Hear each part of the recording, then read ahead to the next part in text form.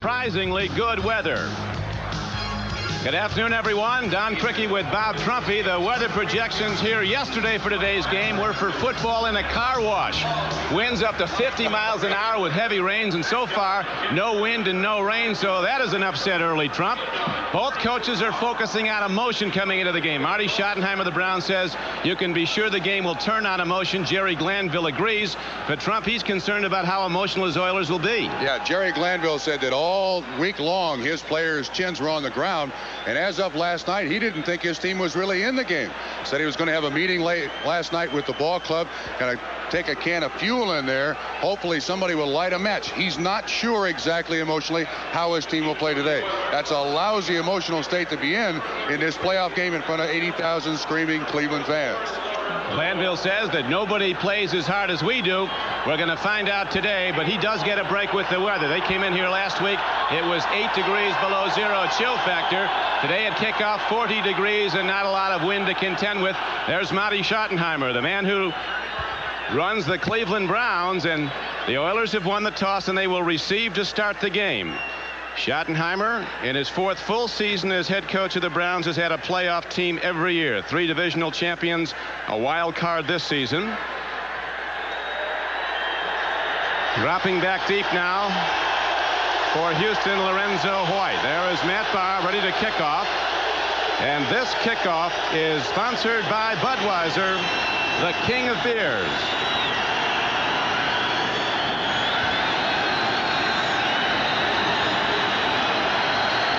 So the Super Bowl tournament set to begin as Matt Barr is into the ball. Hits a high spinner downfield. Here comes Lorenzo White, the rookie from Michigan State. Breaks it across the 20, and Lorenzo White is out to about the 23-yard line.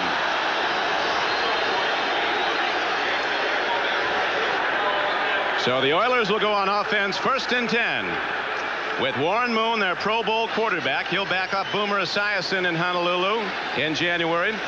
Running the offense, Mike Rozier went over 1,000 yards running the ball. Alonzo Highsmith from Miami of Florida averages 5 yards a rush. The receivers are phenomenal. They're both undersized, but big play after big play. They've caught 360 passes between them, Hill and Givens, over the past 3 seasons. No other combination in the NFL is close to that. And of course, one of the things the Oilers want to do early is see if they can run the ball. Last week, they averaged 1.6 yards per carry, and Houston likes to run the football. Well, they go to the power I set.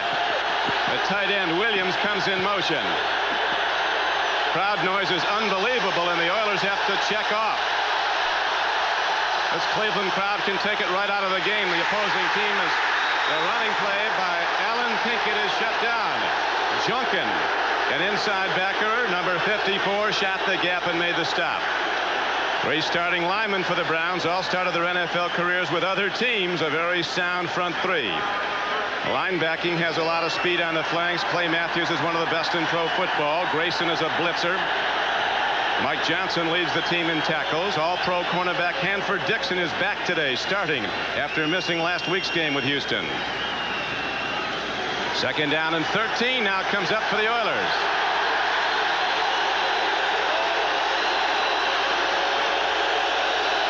They're standing with a crowd noise that is just unbelievable. Warren Moon is unable to run his offense. Houston takes a timeout only because of the crowd noise, Don. Gone that timeout taken by Houston. Warren Moon was in the shotgun, and this is what's considered the quiet end of Cleveland Stadium. The fans are a long way away from where the players are, as opposed to down in the other end zone. So if Houston is already having trouble with the shotgun in their initial series, they may have to consider just flat getting out of it for the day. Last Sunday, the Oilers took the Browns fans out of the game early when they built that big lead. Now on 2nd down and 13, Moon tries again from the shotgun. Pennison is his center. He gets time. He's got an open man. Now it's picked off. The Browns pick it off. Mark Harper has the ball, and he is back inside the 35-yard line. Now that's Felix Wright with his 6th interception of the season. Wright and Harper converging on the ball. It's Wright that gets it, and now with his 6th interception, the Browns do to the Oilers just what the Oilers did to the Browns early last Sunday, intercepting Strock 3 times in the first quarter. On the shotgun, Moon has trouble hanging on to it. There is no receiver close. And Felix Wright has made a career of intercepting Warren Moon, not only in the NFL, but also in the CFL. He's had 4 interceptions against Warren Moon. We just had a graphic on Moon's numbers. 6 touchdowns against Browns, now 16 interceptions. So the Browns go first down and 10 with Don Strock at quarterback. Kevin Mack is in his backfield. They play fake to Mack as Strock swings it out. It goes to Mack near side. He's been out with injuries, and Kevin Mack booms ahead for very close to first down yardage. He has missed parts of 9 games. All are part of 9 games this season. A gain of 7 yards on the play. Strock at quarterback. Biner and Mack are the starters. Langhorne and Slaughter the wide receivers, coming off big games against the Oilers last Sunday. Ozzie Newsome the veteran tight end. The offensive line with Farron, Bolden in at left guard, Riccozzi, Fike, and Risen. Risen's been a Pro Bowl player. Only high draft choice in that whole group was Riccozzi, who was a second rounder. Second down and 3 coming up now, almost 4 for the Cleveland Browns after the interception by Felix Wright of Warren Moon. Lost footing by Kevin Mack. And the knockdown will be made at about the line of scrimmage, so it'll bring up third down and about 4. Ray Childress will be going to the Pro Bowl, the left defensive end for the Oilers. Richard Byrd and William Fuller, the other 2 down linemen. Meads, the right side backer, blitzes virtually every play. Grimsley is the leading tackler for the Oilers. Lyles is the emotional leader. Good secondary. Bostic's been a first-team All-Pro player. The Oilers think Donaldson, their free safety, is one of their best players. Loss of about a yard. Third down and almost 5. Ball positioned at the 28-yard line. Houston with 10 guys at the line of scrimmage, Don.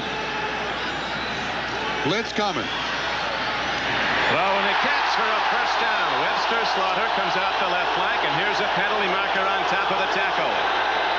Patrick Allen, who was victimized often last Sunday, was the man they went at again on the post pattern. Donaldson was on the tackle, maybe late.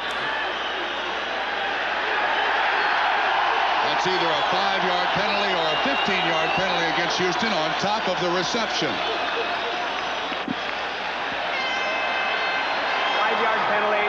First down. Jerry Seaman, the referee, as you see them go right back at Patrick Allen. Trump. Nice move by Webster Slaughter, too. When you have a field that's kind of slippery, it always favors the receiver because he knows where he's going.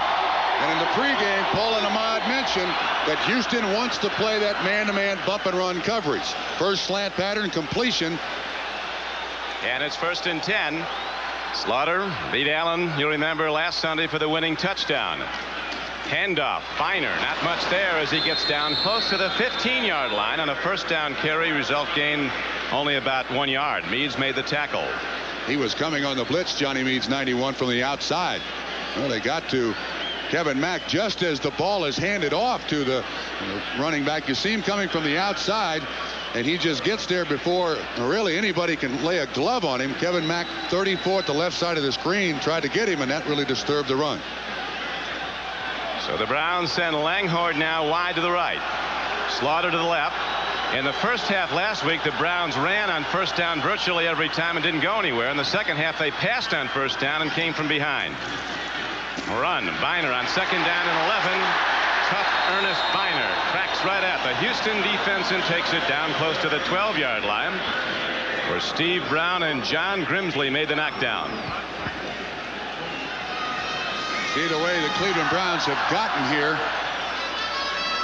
2 years ago, they had 2,000-yard rushers in Mack and Biner, but because of the injuries to Mack this year, missing all or parts of 10 games, they've had to go with the pass. And you see the Cleveland Browns in this Super Bowl tournament rather unique in that they throw it more than they run it. Thought Strock Trump had an interesting observation, and they asked him how he made the comeback happen. He said there's no 20-point touchdowns when you're about that far down. You try to score one, then build on the next one. And with patience, he brought the Browns to victory. And now the Browns misfire. They didn't get it off within the allotted time. So a delay of game call against Cleveland changes the down and yardage from 3rd and 6 to 3rd and 11. Delay of game. Offense. Still 3rd down. Cleveland is the only team in the American Conference that's made the playoffs the last 4 years. Only 2 in the NFC have, the 49ers and the Bears. Of course, this is their 6th trip to the playoffs in the 80s, coming off 3 straight division championships. Marty Schottenheimer, not only the head coach this year, also the offensive coordinator. And now Straka lines in the shotgun. Weathers is in the game, and so is Brian Brennan. Strock gets time. He's going for the end zone. Weathers is there, but they overshoot. So Clarence Weathers, running the out pattern, had a step on the defense to Mingo Bryant. He really hurt Strock last week with 2 interceptions, 1 return for a touchdown. Watch Brian Brennan, sure-handed 3rd down receiver. You can see Richard Johnson, 23, gets a hold of that shirt. Make sure that he's got a control of Brian Brennan. I guess that's considered the initial chuck, which is allowed. This will be a 33 to 34 yard field goal attempt by Matt Barr, who's been kicking very well. 9:48 to go in the first quarter, and the first points are on the board as the Cleveland Browns capitalize on a turnover. The interception of Warren Moon by Felix Wright subsequently turned into a field goal by Matt Barr. 3-0 Browns. Home and on the road. They like it at the Astrodome, where they're 7-1 this season, but they've had problems on the road. 3-5, have not won here, as Bob Costas pointed out in the pregame show, since 1981. Their regulars haven't. In Cleveland Stadium, their replacement team won here last season during the strike. Warren Moon's had his problems with the Browns, but he's having his best year, going to the Pro Bowl.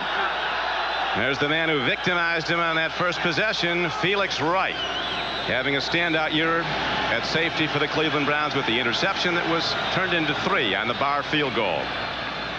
Winds are coming up now, Trump. The ball just blowing off the kicking tee.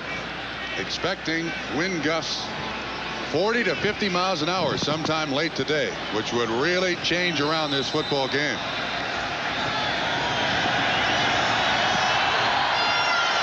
Line drive kick downfield. It'll be tough to handle, as coming up on the ball is Pinkett, and he is destroyed.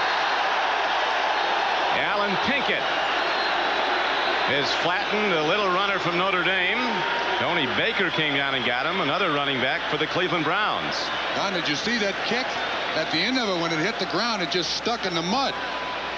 It didn't bounce because it stuck, and we've got a penalty flag too. Watch the ball. See the way it just sticks. We got a holding call against Houston too, so they're going to get backed up, but no bounce out of that ball whatsoever, and that really put the Houston Oilers receiver there, Alan Pinkett, in jeopardy. So they get a bad kickoff return and a penalty on top of it, and bad field position now once again for Houston. Kevin Mack, a big part of the Cleveland offense, their best runner back today. Number 54 receiving team going to return. First down. Hit on Pinkett is a holding call against the Oilers on the return, so they come out misfiring. An interception of Warren Moon on the Oilers' first possession turned into the 3-0 Cleveland lead. And now, with the crowd against them, the Oilers have to go the long field from their 8-yard line.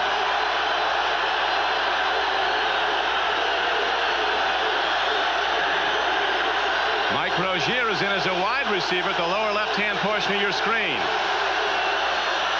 Handoff. They go to their power back. Alonzo Highsmith is cut down by the Cleveland defenders. Golick, the nose tackle, was the first to get a shoulder on him.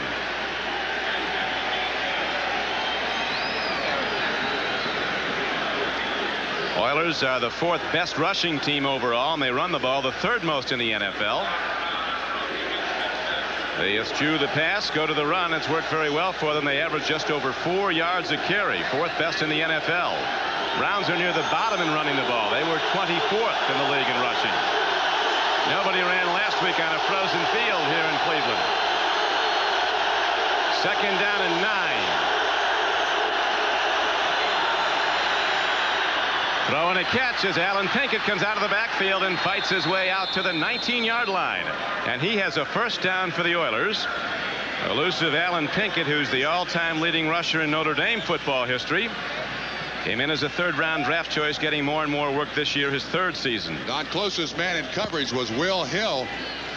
You saw Hanford Dixon 29 slip as he's trying to break for the receiver.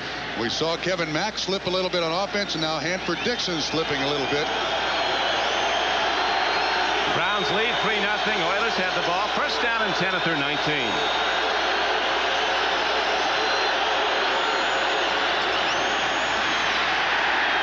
Lorenzo White, who led the Big Ten in rushing 4 straight years at Michigan State, over 4,500 career yards there. And more impressively, he averaged 4.6 yards a carry for the Spartans when they knew he was getting the ball every down, the defenders. On so far, Cleveland, their defensive line is doing a great job. Look, just standing those people up. So there's no place for these running backs to go. Now, Rozier's run it. Highsmith has run it. And now they've got Lorenzo White running it. When in fact, it's the guys up front who are not getting it done to this point. This is a very, very versatile defense that Cleveland has. A lot of movement, a lot of great foot speed. They show different fronts every down as you see second down and 6 for the Oilers. Pitch back.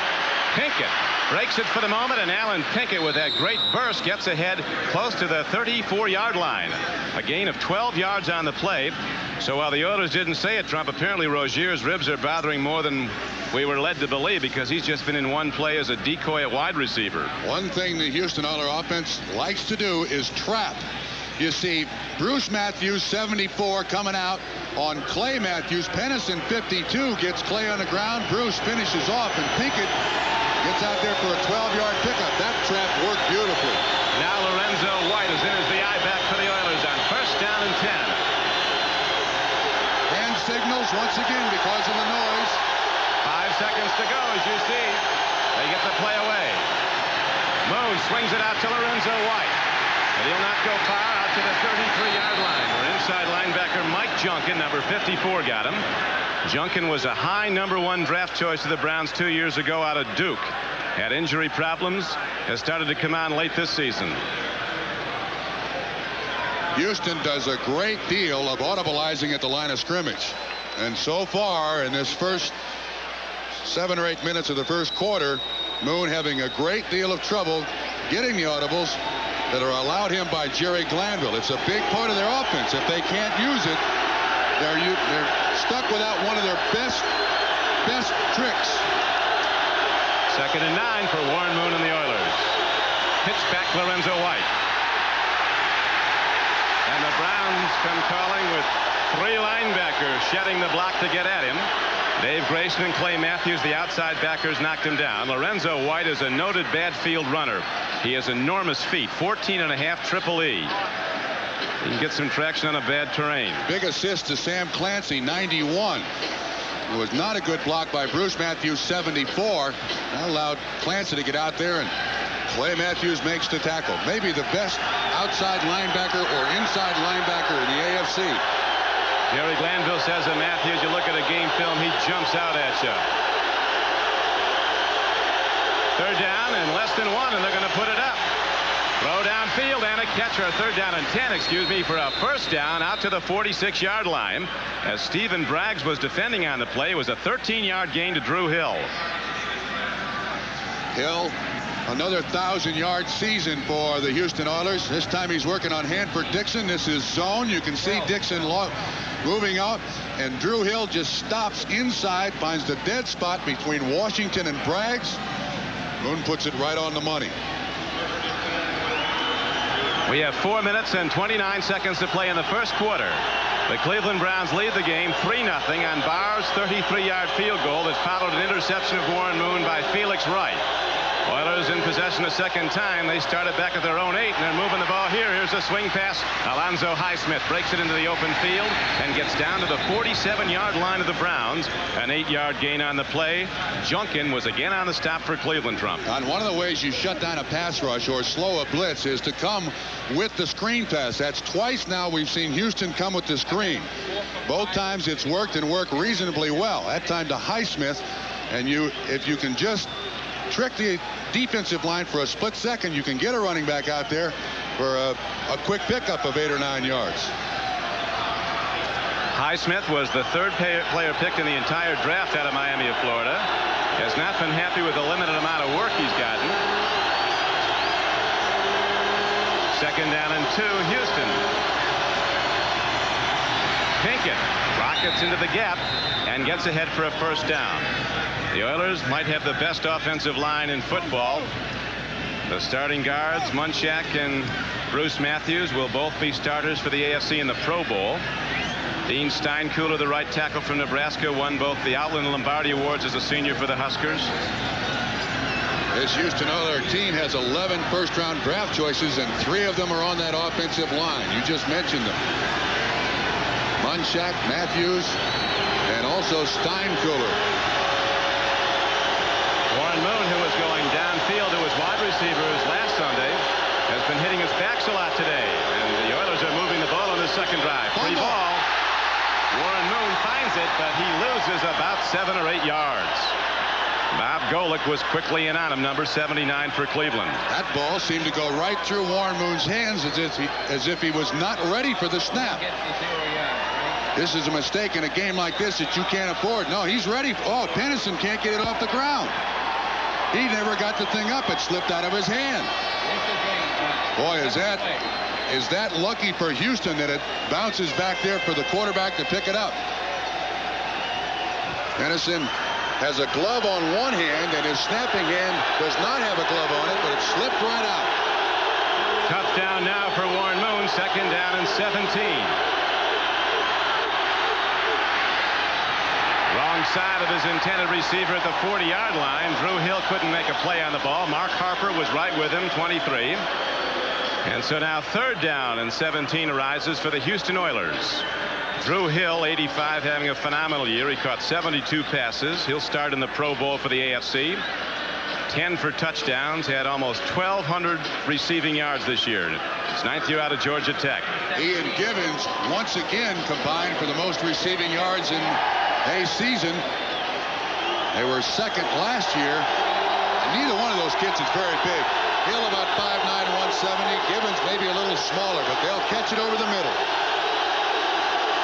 Third down and 17. They're looking at him now. Here's a long ball and out to Curtis Duncan, who's knocked out of bounds at about the 33-yard line. Frank Minifield covering on the play. Duncan, a very fast wide receiver from Northwestern, ran it down and out as Minifield had backed off, and a good throw by Warren Moon. And we mentioned the Cleveland Browns don't like to play zone, but watch the safety drop here. You'll see the corner over the side drop out, and then the receiver just finds the dead spot in the zone. Cleveland does not want to play zone, but with the bad footing, you can see the defensive backs dropping off, and the out pattern is there for a big pickup. This is not a defense that Cleveland prefers to play. They want to get up there and bump and run and intimidate the receivers as best they can.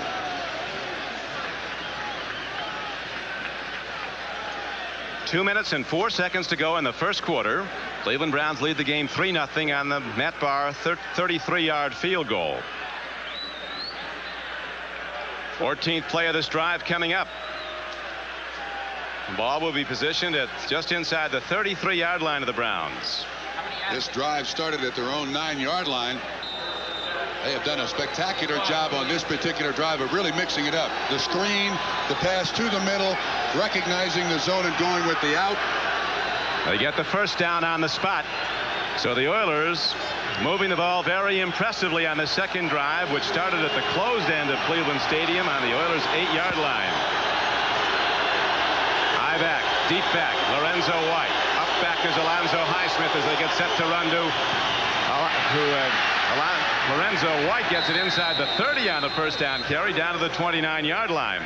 Felix Wright was on the tackle on the play. And they caught the Cleveland Browns in a blitz. You can see that this offensive line is a lot bigger than the Cleveland defensive line. But that time they run right at Clay Matthews. He's got an inside blitz, and they get the ball outside. 1:35 to go, first quarter. Second down and 7 coming up. Oilers had great disappointment last weekend. At the start of the weekend, they had a chance, they thought, to win the AFC Central. Then the Bengals came back and beat the Redskins in overtime, and the divisional title was not theirs. Cincinnati won it.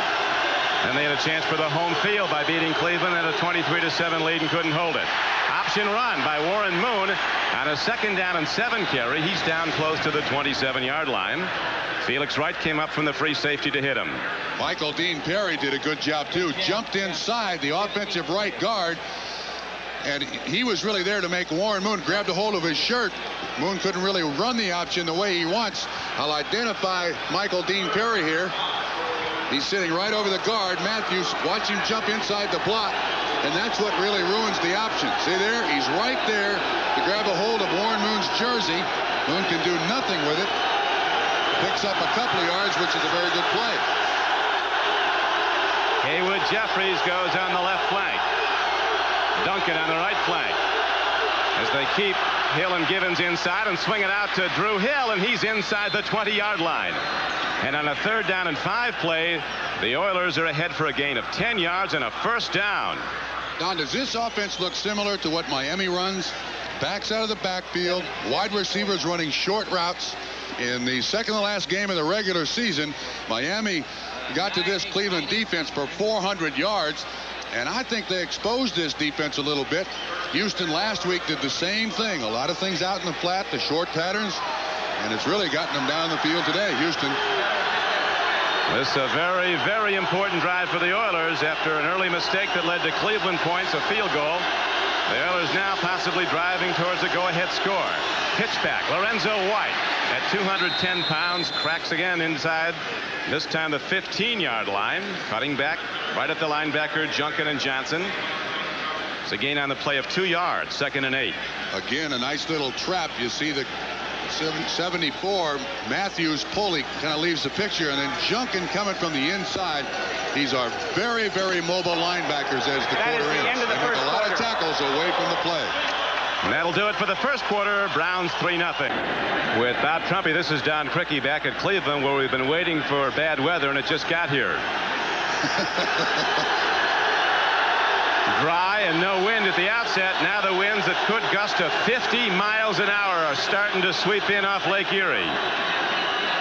There was serious concern that Cleveland Stadium, that is normally on Lake Erie, could be in Lake Erie before this one was over, with an inch of rain forecast. Rain is falling, not that heavy, but the winds have really come up.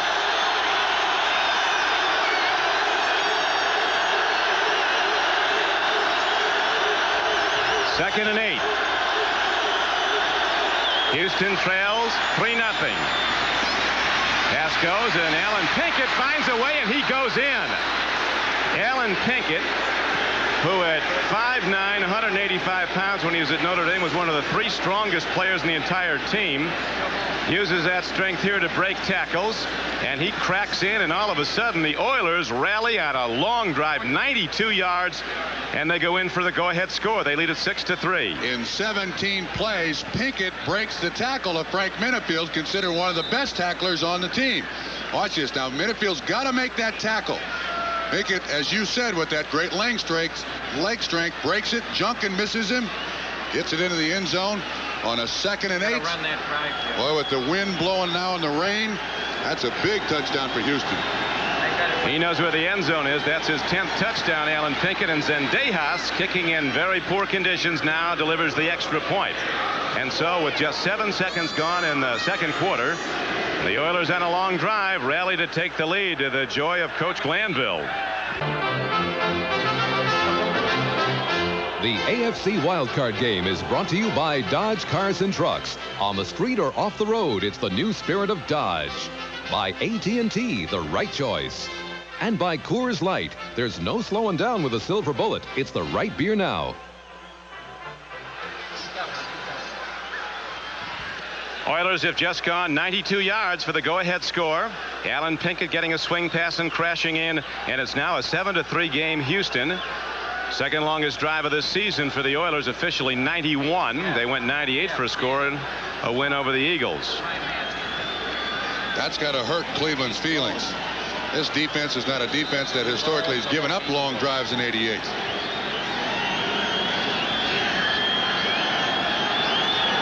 Zendejas set to kick off, and he delivers downfield deep. It'll now come out. Taken 8 yards deep in the end zone. And so the Browns will elect to go from their 20, 1st and 10.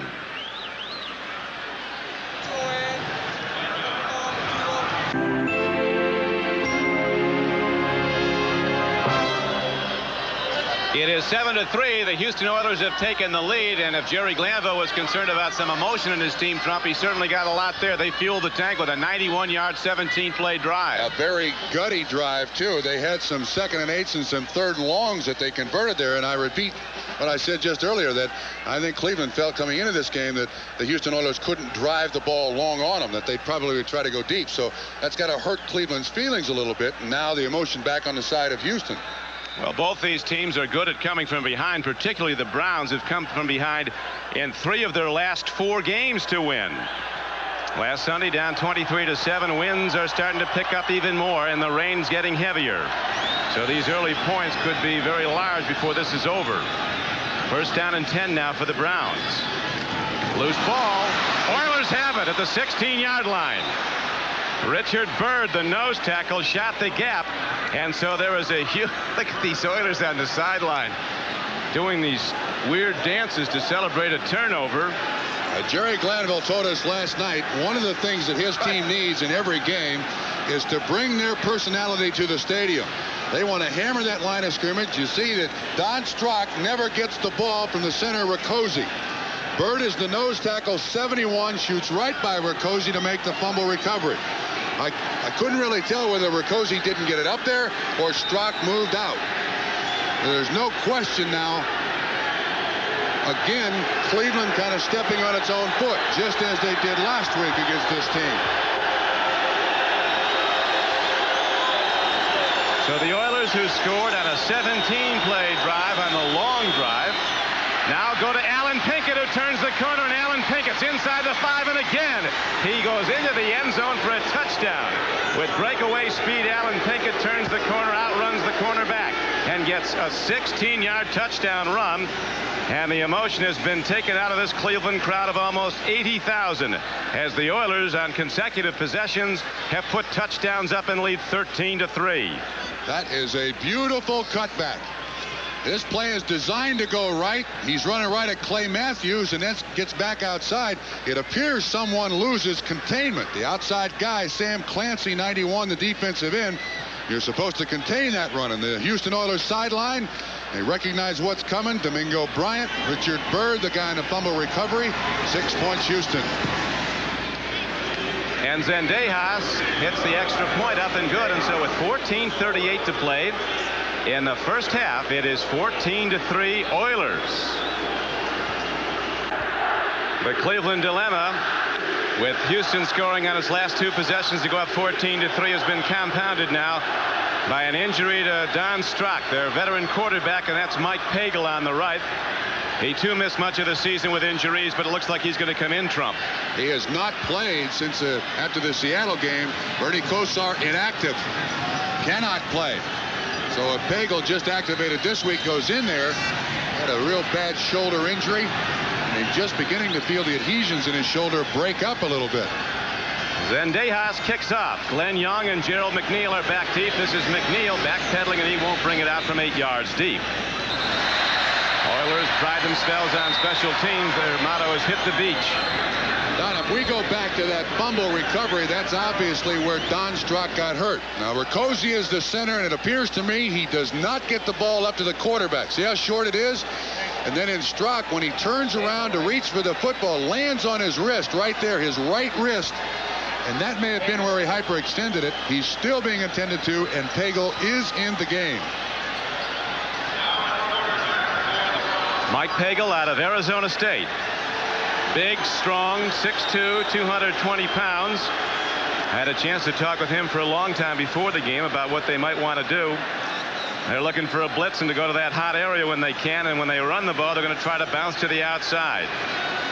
Oiler linebackers play way off the ball, as you'll see, and they run to the line of scrimmage at the snap. Watch him come up. As they play fake now, and Pagel does swing it out into the open end to Feiner, and he's ahead across the 25-yard line, out close to the 28. Well, this franchise in 1988 has gone through some quarterbacks, haven't they?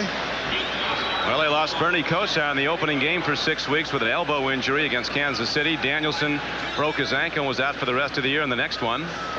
Next game, Pagel, as you mentioned, Trump had the shoulder injury. Now Kosar's gone out again, and Don Strock Injured on the last series on the fumble. He's going in for x-rays too, Don Strock is too. He's on the sideline with the cape on, and he's heading in for the x-ray machine.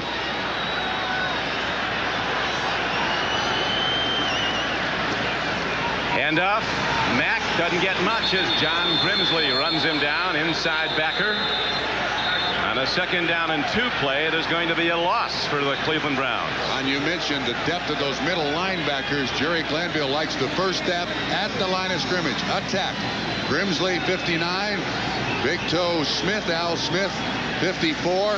Very, very aggressive defense. And now with a lead, slippery footing, and a quarterback who hasn't played in 10 weeks, they're going to be coming out of their shorts blitzing this team. It happened fast in this game for the Oilers. They scored their 2 touchdowns in 15 seconds elapsed time on the clock. First came at 14:53 of the second quarter, the next at 14:38. 3rd down and a long 4 coming up. Hagel throws a strike. Nicely done. It's picked up by Langhorne as he crosses the 30. And he'll be ahead for a first down. Don Pagel's done a great job in his first 2 passes. He's beaten the blitz both times. Threw the ball to Biner out in the flat. This time gets the ball to Langhorne, makes the correct read. You see the blitz at him. Langhorne turns outside. Bostic not close enough. A reception. The relief quarterbacks for this team have been extraordinary in 1988. They've had to be. This team getting in the playoffs with a rash of injuries that's mind-boggling. Now to yet another quarterback, Mike Pagel. Quick drop, nothing there, and he dumps it over the middle nicely. Again, he goes to Langhorne, but trying to cut back, he loses some yards. Was ahead for a gain of about 5 and lost 3 cutting back, so it'll be 2nd down and 2. Al Smith, inside backer, number 54 on the stop for the Oilers. Now, the problem that Mike Pagel is going to have is a problem that every quarterback who's been out for a long time has when he comes in the game. Everything moves so quickly around you when you're in a football game as opposed to practice that at times it's just a blur. And you have to get used to that as quickly as you possibly can. And with a blitzing team like Houston, he's got a lot of people to look at. Slaughter is wide left. They'll be looking at him soon. He had caught 6 for 136 yards last Sunday, and he did it against the man he's up against now, Patrick Allen. He's looking. And he goes to Slaughter, but he waited, and Slaughter saw the defense converge on him, and they keep going after the hit. So Pagel wanted Webster Slaughter all the way, but pump faking, he allowed the defender some time to close. He ran the slant pattern. You see Houston dropping off in zone. He's asking for the ball, and Pagel's late getting there. Eugene Seal, 53, comes underneath. Donaldson, 31, makes the hit. And there's always pushing and shoving after every play here. And when these two teams meet, 3rd and 8 now for Cleveland. Nice to be on the home field when you're calling the shotgun, able to hear signals now as the crowd's down. Here's a throw, and somehow Clarence Weathers catches the ball. And Weathers breaks it across midfield on a 3rd and 8 play, and he's down to the 48-yard line, and a marker down also Trump there. 18 yards on the catch. I thought the ball was going to be intercepted. Steve Brown was the man in coverage. Look at Pagel looking around. He's desperate here. He's trying to find somebody, and then Bostic is the man in coverage. Almost tips it away. Weathers stays on his feet. Little guy with great ability. Pagel does a great job. Sean Jones, 96, right in his face.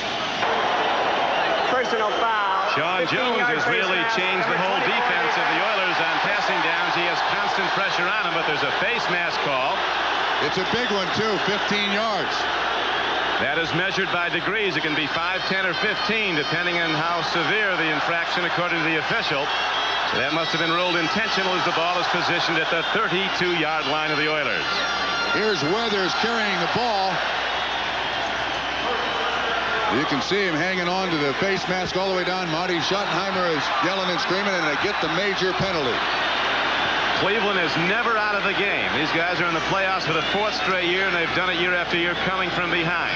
They trail right now 14-3. Handoff. Breaking it open is Ernest Biner, and he's down to the 22-yard line. A first down carry is good for 10 yards. Jeff Donaldson, the free safety. Boy, this is a team that plays on emotion. This is a great job up front by the offensive line. It'll come to our left. You see him pushing and shoving. They cut off the nose tackle. Doug Smith, 99, and Biner up through there quickly. Nice move. Their longest run of the day. Brings up 2nd and 1. Browns came back a week ago in worse conditions than this. The rain has really stopped now. Winds are still kicking up. Speaking of kicking up. Kevin Mack turns the corner, and this big back from Clemson, who's been to the Pro Bowl in 2 of his previous 3 years in the NFL, gets ahead on a 2nd and 1 for a first down, and now school's out. Flags again.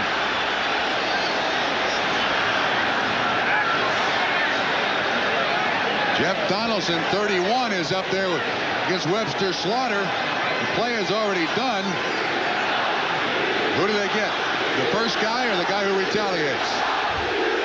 Well, we've had 9 plays. Slaughter has that cast on his left wrist. There is one tough customer. And there's another. He has a plate in his left forearm. He missed 8 weeks with a broken arm. Well, he had it all back when he came back, though. He came back in the Miami game, and then last week caught 6 for 136, including the winning touchdown.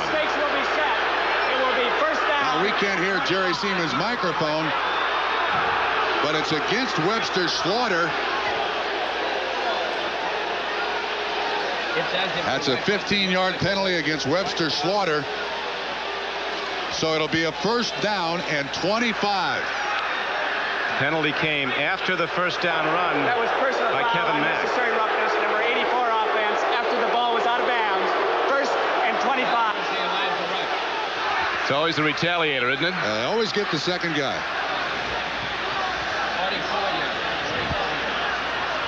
You got to keep your poise out here in games like this, though, because this is what Houston wants to do to you. Get you out of your game a little bit and have you make dumb plays like Webster Slaughter just did.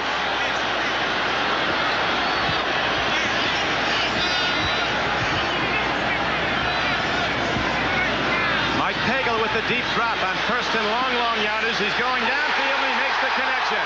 Brian Brennan makes the reception inside the 10-yard line. Good for a 26-yard gain on a 1st and 25 play.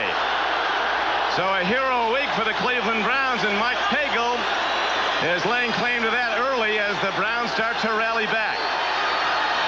Patrick Allen, Richard Johnson, the 2 men in coverage.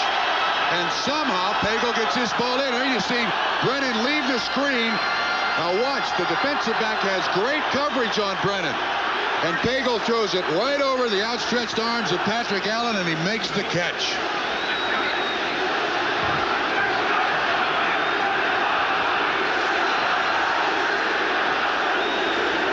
This drive started on the Cleveland 20 after the Houston kickoff. Now the Browns have advanced it all the way down inside the 11-yard line of the Houston Oilers. It's 1st and 10. 1st and just over 10 for a touchdown.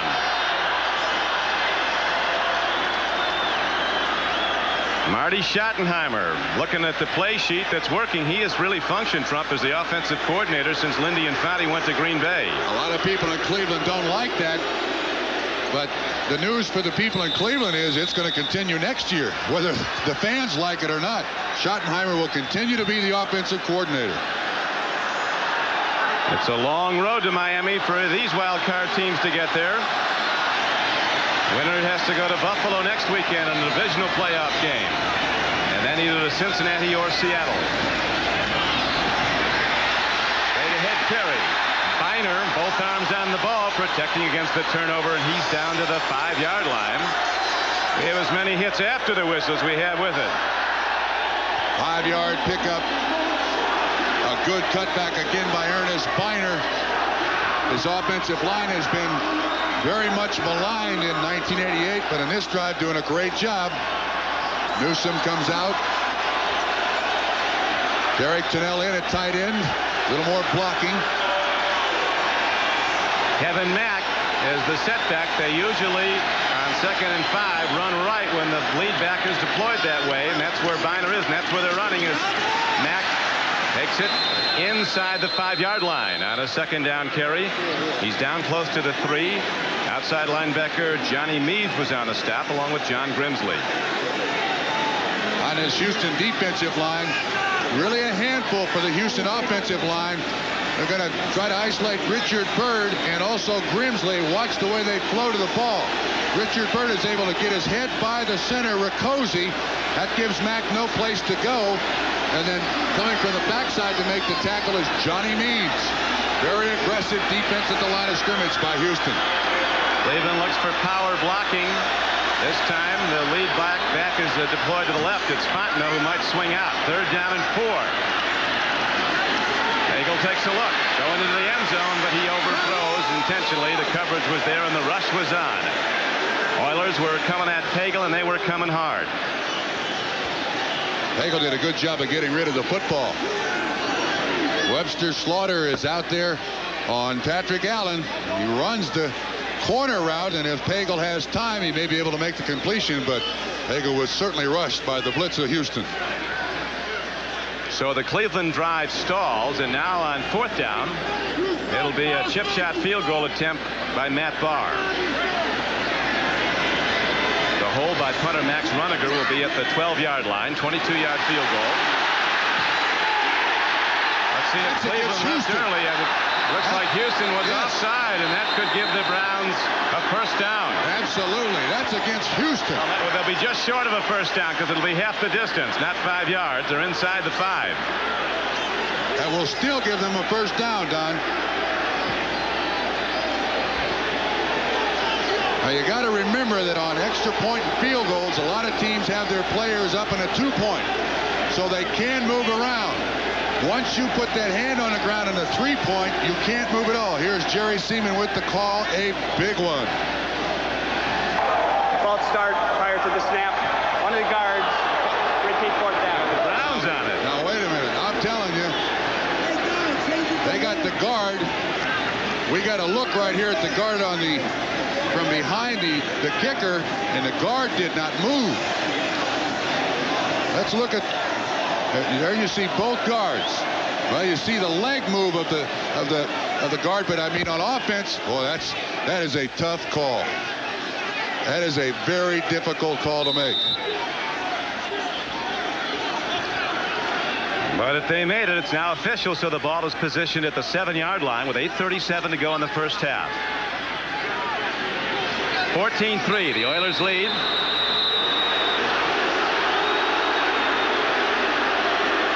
Sean Jones is down, the big pass rusher, the former Raider.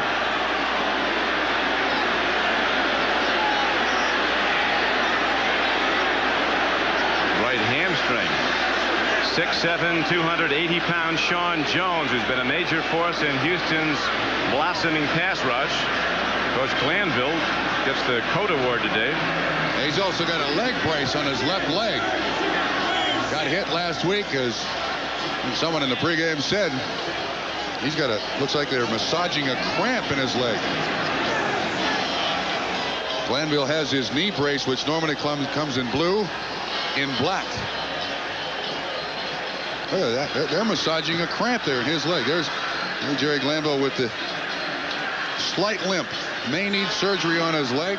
Got hit last week. And one of his own receivers, Leonard Harris, took him out. Said they used to say I'd never make it when I was coach at Detroit and rode a motorcycle to practice, Glanville said. Never thought I'd go down when one of my own receivers got me in warm-ups. But he did say he hit me good. And a reminder to our viewers that we'll be selecting the Budweiser most valuable player for today's game at the conclusion of the game. Glanville did not endear himself to Cleveland fans, even though he grew up nearby Toledo. So the good thing about playing in Cleveland is you get to leave after the game. Oh, another whistle. A lot of people in the Oiler organization weren't happy about that because they just made a tough situation worse. One thing the Oilers have going for them at this end, Trump, there's no snow up in that dog pound. Paul McGuire ate all the biscuits, so there's nothing left to throw. Matt Barr spins the field goal up and good after the penalty. And so the Browns with a field goal in the first quarter and one in the second now trail 14-6.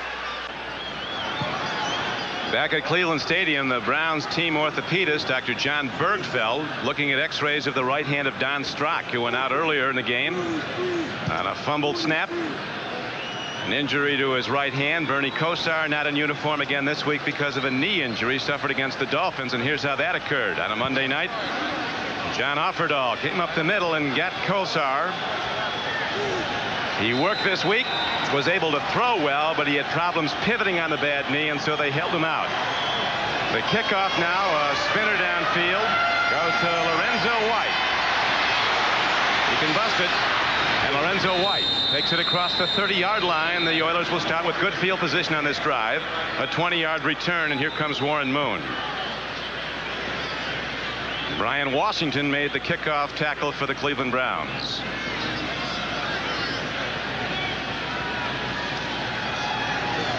Game of long drives so far. Houston had it for 9 minutes and 50 seconds and got 7 points, and then 15 seconds later got another 7 points. Herman Fontenot shaken up on that play. And then Cleveland just had a long drive for 3 points. One major development for the Oilers. Rozier has not carried from scrimmage, but Alan Pinkett has, and he scored 2 touchdowns so far. That time the Browns key on Pinkett. Golick shifted over, number 79, and made the stop. 3 times a Pro Bowl nose tackle. Hairston was also on the play, as was number 92, Michael Dean Perry, a rookie and the younger brother of William the Refrigerator Perry. Alan Pinkett has averaged 4.3 yards per carry in '88. The Oilers have pretty much gone with a one-back offense, giving it to Rozier, but with Highsmith, Pinkett, and Lorenzo White, 3 quality backup running backs. Lorenzo White is the lone setback now. 2nd down and 8 for the Oilers, who lead the game 14-6. White. It wasn't a long run, but it was a great effort by the former All-American from Michigan State. A 5-yard gain with tacklers hitting him every step of the way. On the Houston offensive line doing a good job here of keeping their feet. And then it's up to Lorenzo White to cut back somewhere, find a spot. You see Munchak, 63, getting a block on Mike Junkin. And Lorenzo White just kind of searching around back there, and we've got Big Daddy Hairston down on the ground. They're dropping like flies. Hairston, a 13-year veteran, a defensive end, a longtime Philadelphia Eagle, who came here for a relatively low draft choice. He's been a standout player at right end and one of the team leaders. Strock, the starting quarterback on his injury-riddled team, has gone out earlier today, and now Big Daddy Hairston is looked at. Let's stop the clock with 7:24 left to play in the first half. And you would certainly think that the Houston Oilers would not feel comfortable with a 14-6 lead, especially after last week. NFL Live at halftime. Frank DeFord looks at Christmas sports toys. Bob Costas and Don Shula review the first half. Paul and Amato here in Cleveland. Guire's still feeding that dog pound biscuits. The report on Don Strock is that he has a swelling in his wrist. Not sure that he'll come back. Of course, the bad thing, too, is he may be able to throw, but he also has to take the snap up against that hand. And generally, the snap is very, very hard and can jar that wrist. Keith Bostic on the phone, talking to the defensive coordinator of Houston. Only one wild card team has gone the distance and won the Super Bowl. That was the Oakland Raiders back in 1981, and one of their big wins was here in Cleveland in a divisional playoff game when the chill factors were in the -20s. Mike Davis intercepted Brian Sutton in the end zone. Raiders went on to beat the Eagles in Super Bowl 15. Moon stands in on 3rd down, and he's swept under. First sack of the game. Mike Johnson, number 59, an inside backer coming on the blitz. So the Brown defense makes a big hit, and the Oilers have to punt from deep in their own end. Don, this looked like a delay blitz. Johnson sitting right there. He's looking. He waits till 32 Highsmith looks outside. Then comes Free. Last week it was Grayson. Only Grayson hits Warren Moon right in the chest. Very timely blitz called by Dave Adolph of the Cleveland Browns, their coordinator. And Johnson trying to get everybody fired up on the sidelines. Greg Montgomery, the rookie punter from Michigan State. The man who will boot it, and the smallest player on the field on either team, 145-pound Gerald McNeil. Yep, took too much time to get the snap away. Now instead of 4th and 11 from the 32, it'll be 4th down and 16.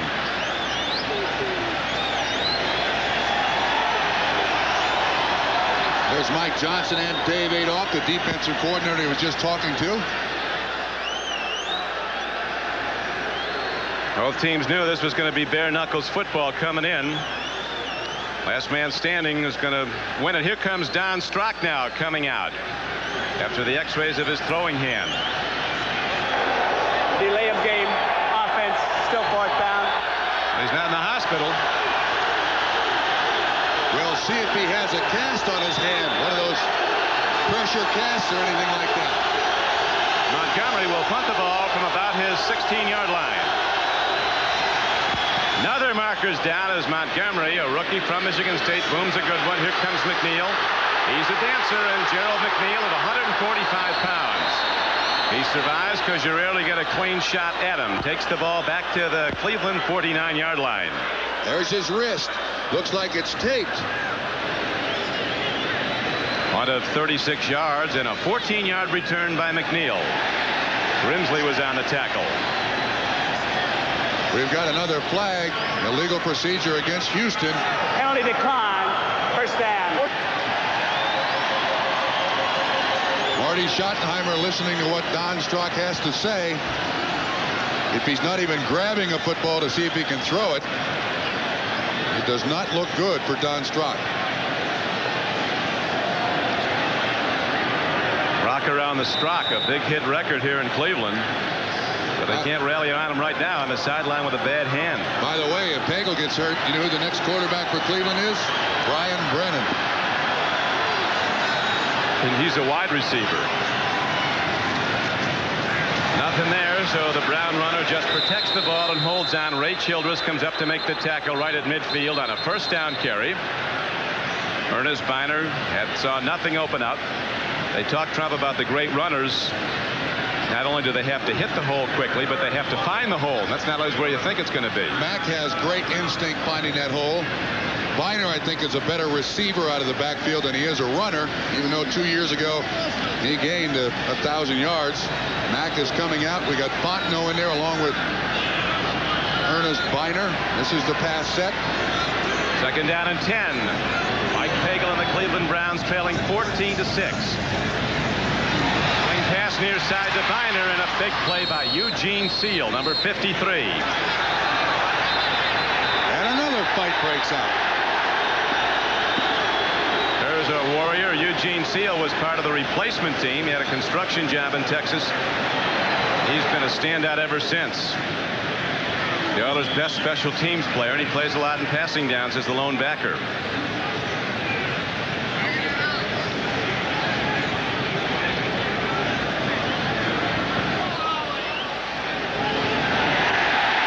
Foul signaled against the Oilers.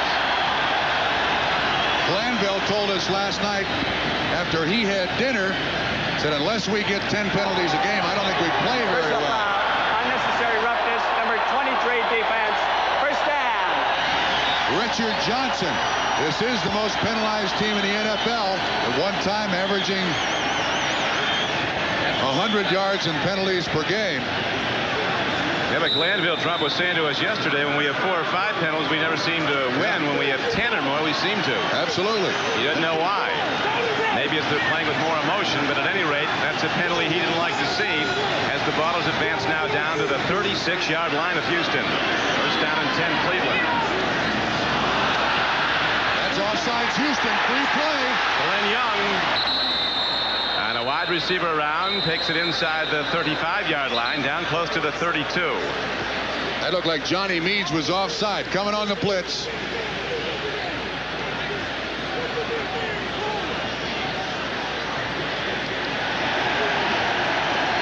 Offsides Houston is the call. An excellent pass rusher. Johnny Meads blitzes more than any other Oiler and has 8 sacks this season, and he's forced 6 fumbles. Offside. Number 91 defense. Still 1st down. So they they get Johnny Meads.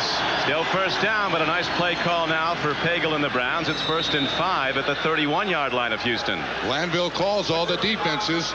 He likes to show one and play another. Never give that quarterback a solid look at what he's about to face. Oilers bring their linebackers up now. Browns want to run the ball wide if they can. Biner breaks it right. He's inside the 20, and Biner's not done till he's down to the 15-yard line. Jeff Donaldson finally ran him out with 4:44 to play in the first half. That's what Cleveland has been lacking in their running game. 88, Langhorne comes back in motion. The man in coverage is Steve Brown, and Langhorne blocks his own man, Derek Tennell. Biner carrying that ball out there on the side. Nice pickup for Cleveland. Each team has turned the ball over in this game. Oilers did on their opening drive. Felix Wright intercepted Warren Moon. Shortly thereafter, Matt Barr kicked a 33-yard field goal, and Cleveland led 3-0. Then the Oilers rallied with a 91-yard drive for a touchdown. Pinkett scoring, and then after the kickoff, a fumbled snap from center. Not only lost the ball for the Browns, but also their starting quarterback Don Strock went out on the play with an injured wrist. And right after that, Pinkett was in the end zone again. Now it's a 14-6 game, Oilers. Browns going right at Houston. Good trap blocking. Splits the defensive front of the Oilers. It's a 6-yard gain by Ernest Biner. Jeff Donaldson and Al Smith combined on the tackle. And I think one of the things that has helped Cleveland's running game is just the threat of Kevin Mack breaking outside. When he's in there and healthy at 235 pounds, has 4.5 or 4.55 speed in the 40, he can get to the corner. And he's also a good lead blocker for Ernest Biner. Wind is gusting, but there's no rain right now, and the playing conditions remain relatively good. 2nd down. Oilers stack the run as the Browns try to go left. Meads and Donaldson come up on Kevin Mack.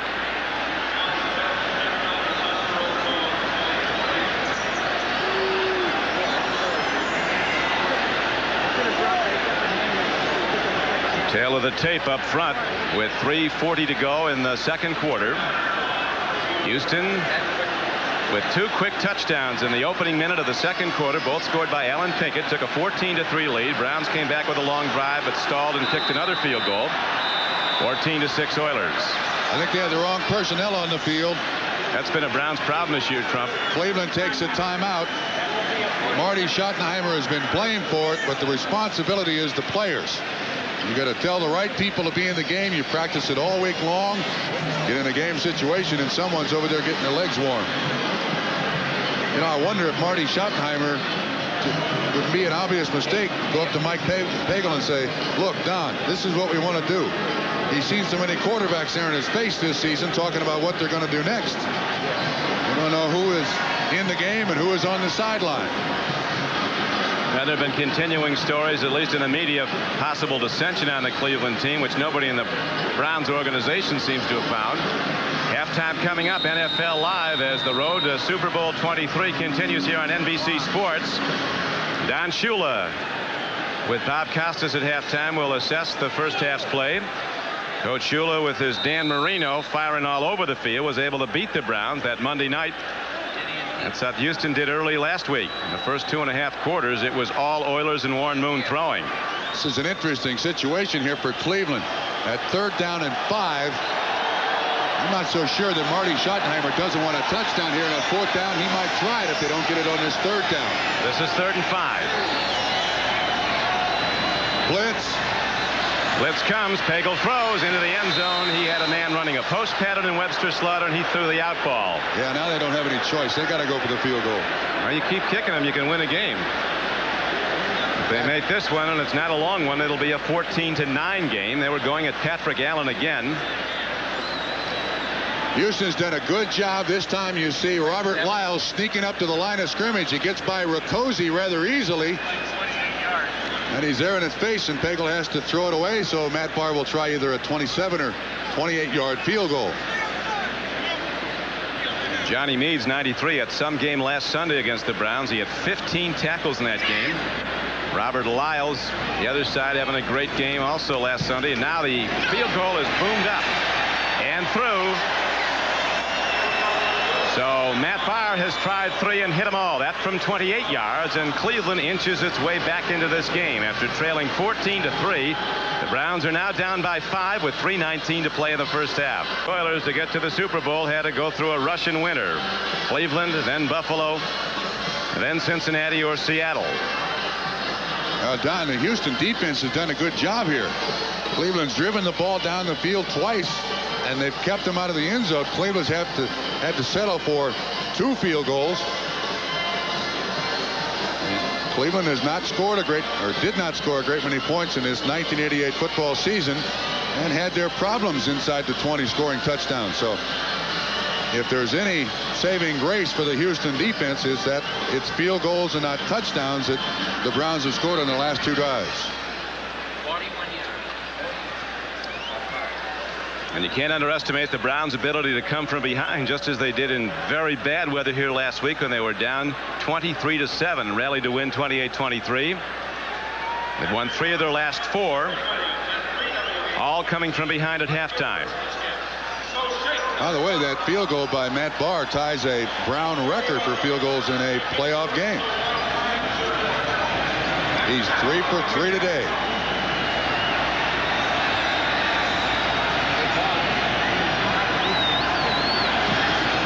Barr hits a high spinning kickoff, and here is Lorenzo White. White takes it out to the 23-yard line with 3:08 to play in the first half.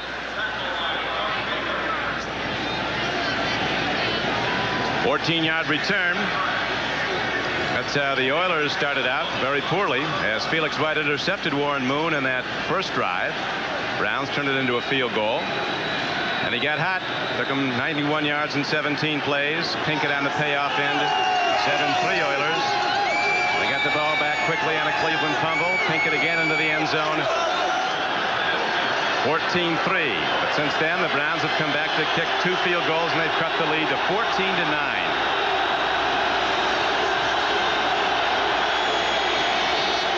From the shotgun on 1st and 10. Moon lets her go deep. Haywood Jeffries comes down with the ball at the 41-yard line of Cleveland. Jeffries, a #1 draft choice 2 years ago out of North Carolina State, had a touchdown catch last week against the Browns. This is a very well-run pattern. Hanford-Dixon just coming back from a thigh pull, not able to stay with Haywood Jeffries. Moon puts it up there. Jeffries realizes he's got to go up and get it. Dixon there just a little too late. Big reception for Houston.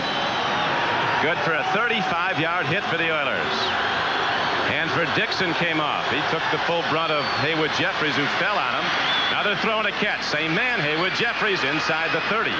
He's got a first down on the run with the ball. He's ahead for a gain of 13 yards.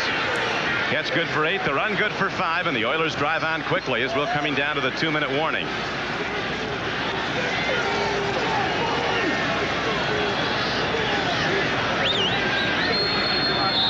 Two minutes to play in the first half. That is a 2-minute warning. Browns coming back, and now the Houston Oilers driving.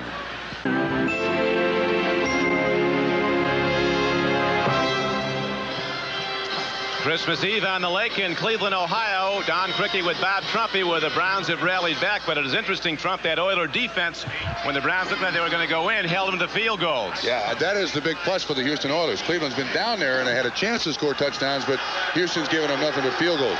I think the big question is, how much can Pagel do for this football team now? Was struck out and injured with a bad wrist. Warren Moon triggers a long ball. Jeffries again, and somehow does Jeffries have it? He caught the ball, but he came down inbounds. They're ruling no. He's saying the defender pushed him out of bounds. This guy can play football, though. We haven't heard much about him. Felix Wright is the man in coverage.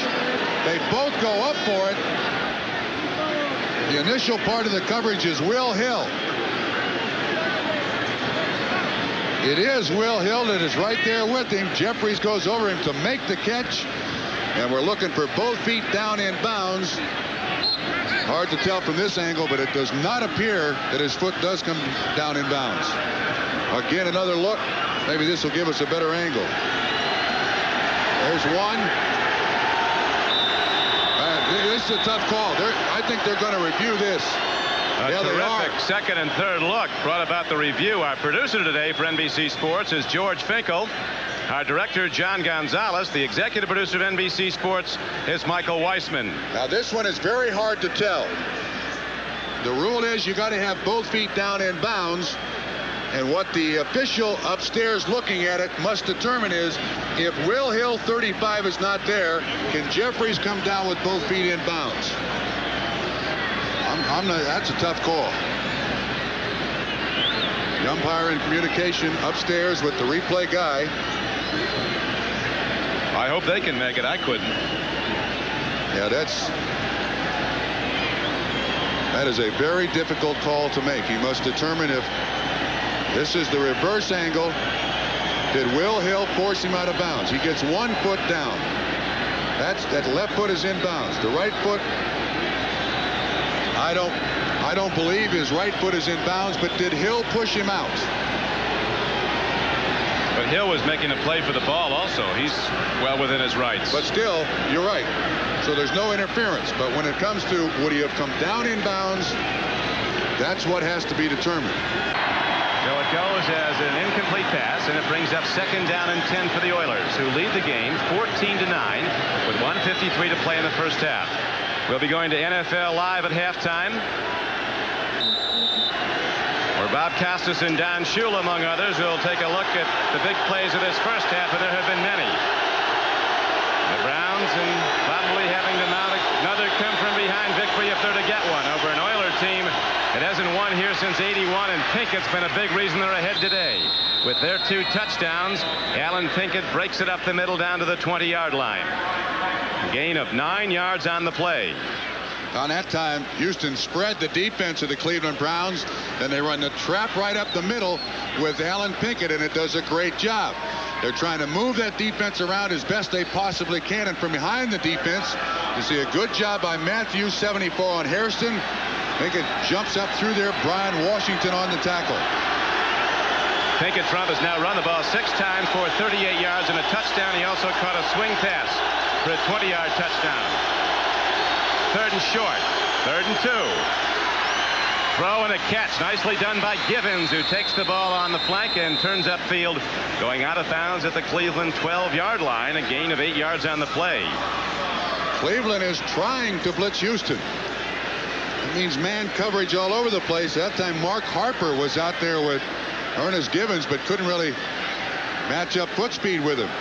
Cleveland is trying to put as much pressure on Warren Moon as they can. The Houston offensive line doing a good job of keeping that blitz out. Yes, they are. Rozier, although he was listed as a starter, has not run 1 time from scrimmage today. He was in for just 1 play that I can recall, Trump, and they had him flanked as a wide receiver. Bad ribs. But Alan Pinkett has carried the running load and very well as Moon from the shotgun throws a timing ball into the end zone, and it's not too long for Duncan. Curtis Duncan says he was pushed. Frank Minifield, 31, the Pro Bowl cornerback, the man in coverage. On the line of scrimmage, you see the bump and run, and Duncan does a good job to get by Minifield. Can't really see much contact there, but receivers always lobby for contact. Well, once again, it didn't work. Minifield will be going to the Pro Bowl again this year, as will the cornerback on the other side, Hanford Dixon of the Browns. 2nd down and 10, Oilers. They lead it 14-9 with under a minute to play in the first half. Moon, swing pass. Ball is caught by Pinkett. He lost it. Now they're ruling it incomplete. Fisher right there ruling he was bobbling the ball, did not have possession. Don, they were trying another screen. Juggling the ball, incomplete. Larry Siemens says ball incomplete. They were trying another screen to try to avoid the pass rush. Now you'll watch the offensive lineman drift out.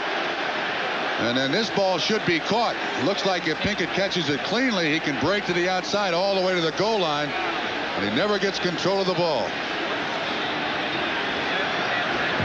This should be coming right at you.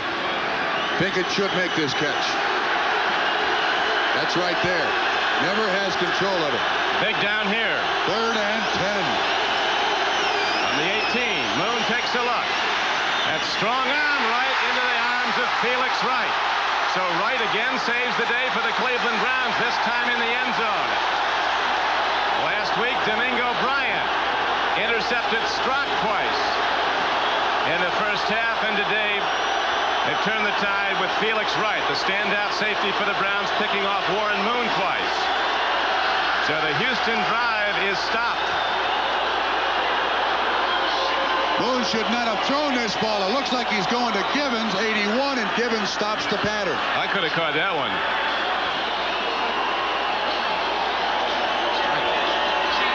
Felix Wright, a longtime nemesis, as you pointed out, Trump, of Warren Moon, dating back to when they were both in the Canadian Football League. When Moon throws this, he knows, oh no, Givens, don't stop your pattern. Bring it back, please. Put a string on it. Make it a yo-yo. I didn't mean that one. 7th interception of the year for Felix Wright. 43 seconds to go now in the first half. And the Browns are going to collect themselves. To the dismay of their fans, they're not going to try to throw the ball downfield. Hagel has been instructed to run out the clock. Then we'll be going to NFL Live. As Warren Moon, obviously unhappy, he's got a tremendous touchdown to interception ratio. He has thrown this season, Warren Moon, 18 touchdown passes. That was his 9th interception. He's the only quarterback in the NFL with a 2-to-1 ratio in his favor. TDs to interceptions, but that one hurt. Not the Browns, though. It stopped the drive, and so we'll go to halftime with Houston, after trailing 3-0, now leading 14-9. And the Browns, as they had to a week ago, forced to play from behind in the second half. NFL Live halftime activities will continue in a moment. We'll be right back after these messages from your local station. Trumpy back at Cleveland Stadium. Mike Hagel has been called on today to quarterback the Cleveland Browns. Trump, as we mentioned, was running scout team all week. He was playing Warren Moon, but he's thrown very well. Hit 6 of 8 for 59 yards, and he'll start out in the 3rd quarter. Cleveland gets the ball. Big drive. Yeah, last week, of course, it was Don Strock and that miraculous come from behind victory, 16-7. They trailed at halftime, and Don Strock really got things done. But it does look like it's going to be in Mike Hagel's hands. And if Mike Hagel goes down, Brian Brennan is the quarterback for the Cleveland Browns. So they're going to try to keep Mike Hagel as healthy as possible in this second half. And as duly noted, Brian Brennan is a wide receiver. Zendejas, one of the famed kicking Zendejas brothers, ready to boom it off for the Houston Oilers. And this kickoff is sponsored by Budweiser, the king of beers. McNeil and Young are back deep for the Cleveland Browns. The Browns forced to come from behind again this week on their home field if they can do it.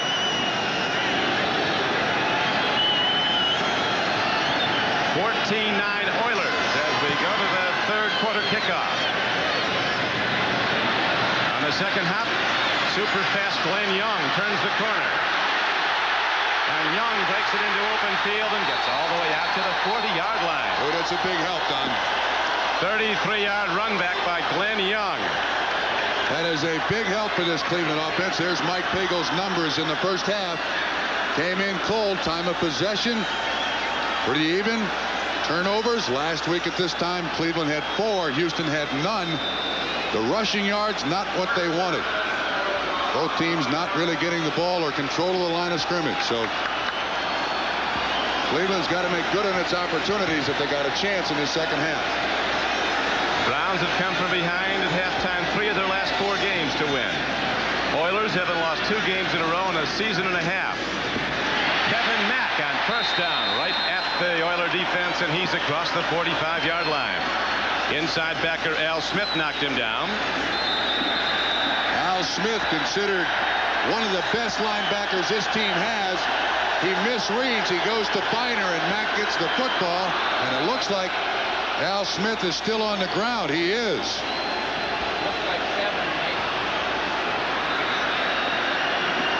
So while yet another injured player is attended to, there's this break. Well, so far it isn't a white Christmas in Cleveland, and the forecast was for a rainy one. The rains have fallen a bit, but they've held off. Playing conditions right now about as good as they've been. No precipitation at all. Temperature in the 30s. Tracker stayed fairly fast. Mack, who is so quick, even with both arms on the ball. He was a standout in the U.S. Football League. Kevin Mack was picked by the Cleveland Browns in the first round of the supplemental draft and has subsequently become a Pro Bowl player 2 of his previous 3 seasons. You see those possessions, the 3 field goals, all 3 times they got down inside the 25. Come away with 9 points. Certainly want to correct that. That bar, those 3 kicks, ties the Cleveland Browns record in the playoff game. Mike Pagel behind his center, Greg Riccozzi. And second back, Biner. He finds a way. Ernest Biner, who's certainly an overachiever. He was a 12th round draft choice out of East Carolina. Led the Browns in receiving this season with 59 catches.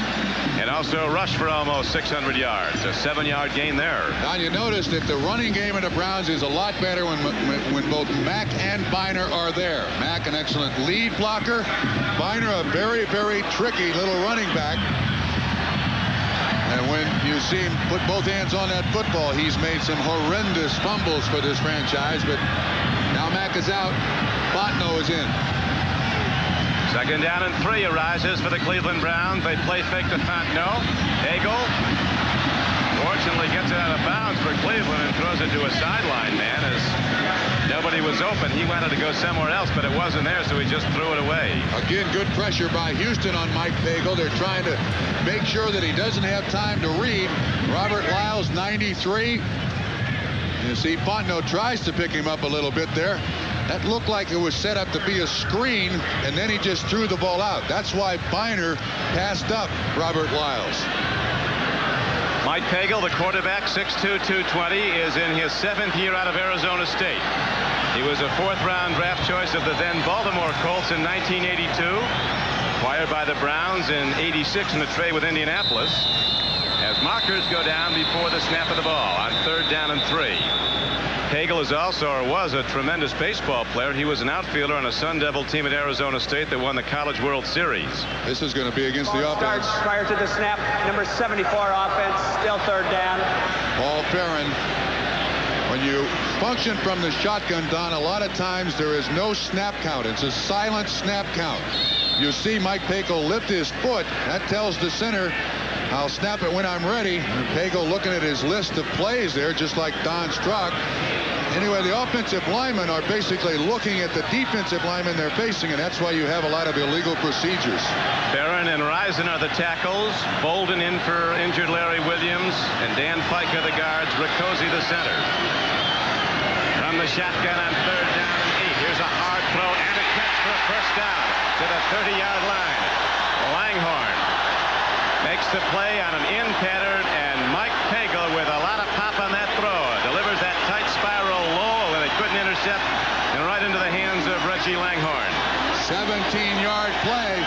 Once again, Steve Brown in coverage. This is zone. He follows him inside. There's no help on the inside. Pagel's got enough time to throw it. Langhorn made some huge catches last week for Cleveland.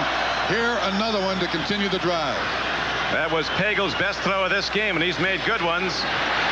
Now he goes to Fontenot, and Fontenot, struck hard by Donaldson, is inside the 25-yard line. The free safety, 31, Donaldson, a very hard tackler, a punishing tackler. Our NBC's chief statistician, Joe Costanza, totaling the numbers here.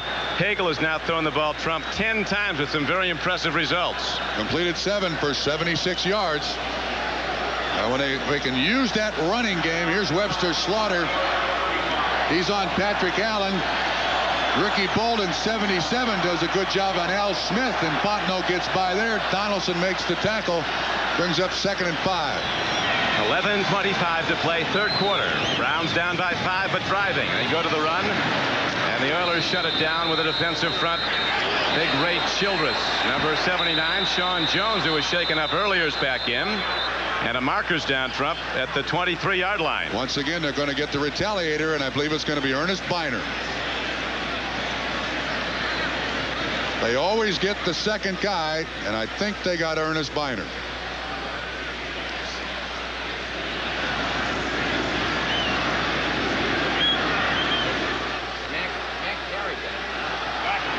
It's against Cleveland. Personal foul. Somebody pushed Ernest Biner, and Biner turned around and just punched him. In games like this, you got to keep your poise. We'll watch on the right of the screen. Al Smith and Donaldson pushed Biner around. Number 44 Biner turned around. 15-yard penalty. The down was completely over, so it will be third down. It is interesting. The Oilers are 6-1 in games where they've led at the half, as they did today. The only loss came last week when they were up 16-7 at halftime. Built that the 23-7 early in the third quarter, only to lose here at Cleveland 28-23 last Sunday.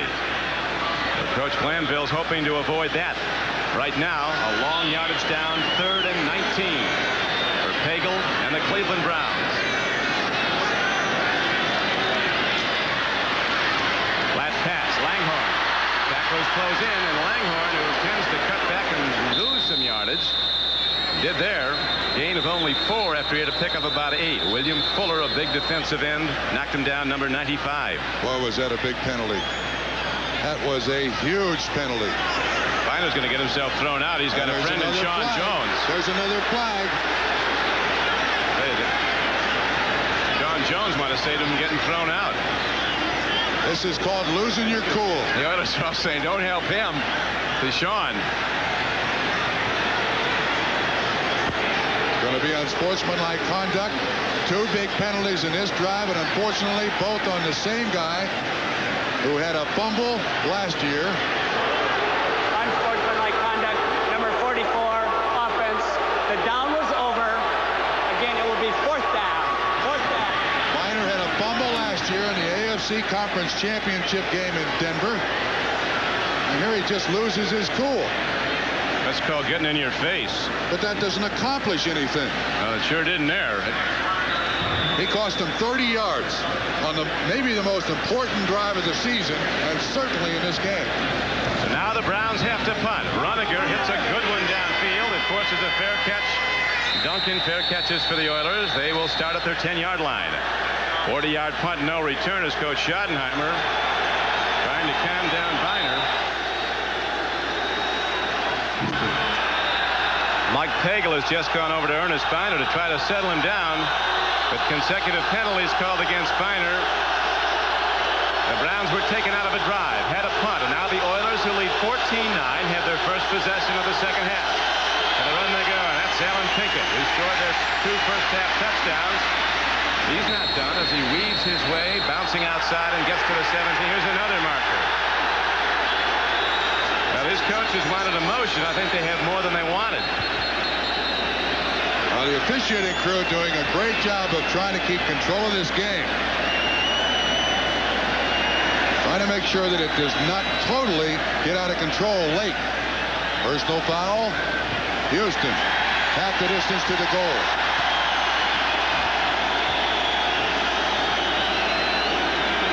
That's Ernest Biner. That's when they called one on them. But Cleveland can't play this game. Roughness, number 32 offense. Again, Alonzo Highsmith is called for unnecessary rough, but he can get rough, believe me. 240. Houston plays this game of pushing and shoving after the downs. Cleveland does not. Cleveland can't play this game with Houston in the second half. So now Moon and the Oiler offense up against it again as the Brown fans come on strong. And here's Moon from his 2-yard line. Long ball. Man is out there, and the ball is caught and then lost at the 47-yard line. Drew Hill with a step on the defender, and a 60-yard throw by Warren Moon was perfect. Hanford Dixon might have stripped it at the last minute, but the ball was exactly where it had to be. A laser-sharp throw by Moon. Hill gets inside of Dixon. You see Bob Golick, 79, dropping back in coverage, but when Hill gets inside Dixon, that makes him a receiver. Hanford Dixon running stride for stride, never really had a hold of it. They'll go back to that because Hill won't drop it the second time. Well, that's a beautiful throw. good as they get. Now, third down arises. Third and over 11. Moon gets time, and he runs out of it. He's hit hard at the goal line. William Dean Perry came through. The number 2 draft choice, or Michael Dean Perry, brother of William. God, this is a straight 4-man rush. They got Clay Matthews on the outside, but he's the 4th rusher. Michael Dean Perry, 92, beats Mike Munchak to get there to Warren Moon.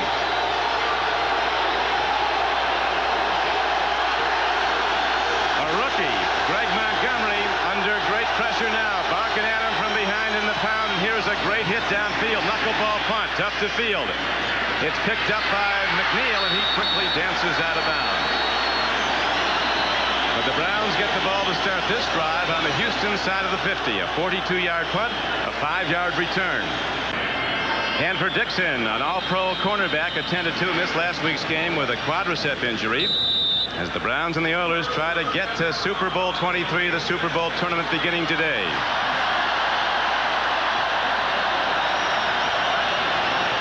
First down and 10. Cleveland with the ball to the 47-yard line of the Oilers. Browns without a touchdown yet, trailing 14-9. Swing to Biner. Big-time hit put on him by cornerback Steve Brown of the Oilers, number 24. Brown and Allen the corners, Bostic and Donaldson the safeties, an excellent Houston secondary. Nice little roll here by Pagel. You see Biner, he bypasses all of the pass rushers. Pagel gets it to him, an excellent receiver out of the backfield. It doesn't pick up much, just 3 yards. I got a feeling Trumpy's going to see a lot more of the ball. They got Mack and Biner in there now together. Ernest Biner. Now they have Mack as the up back. Kevin Mack, the lead back. Biner is the I back. Second down and 7. Biner, Mack in front. Tremendous block put on. Paul Farron, the left tackle, moving out in front, cut down a linebacker, and it's an 8-yard gain for the Cleveland Browns. And very close to a first down. Once again, they got the Houston Oilers caught in blitz. Watch the top of the screen. Good job by Langhorne. He gets a good hit on Johnny Means, and that gets him the corner. Paul Farron with a nice block on Eugene Seal. And then Patrick Allen out there to make the tackle. Close enough to measure for the first down.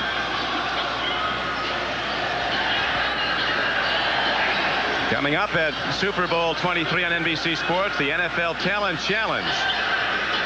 Among the contenders, Webster Slaughter and Clarence Weathers, performers for the Cleveland Browns. A blue chip panel of celebrities will decide which of the 28 athletes, one representing each team, is good enough to perform on the NBC Sports Super Bowl pregame show. Houston's contenders are Patrick Allen and Spencer Tillman.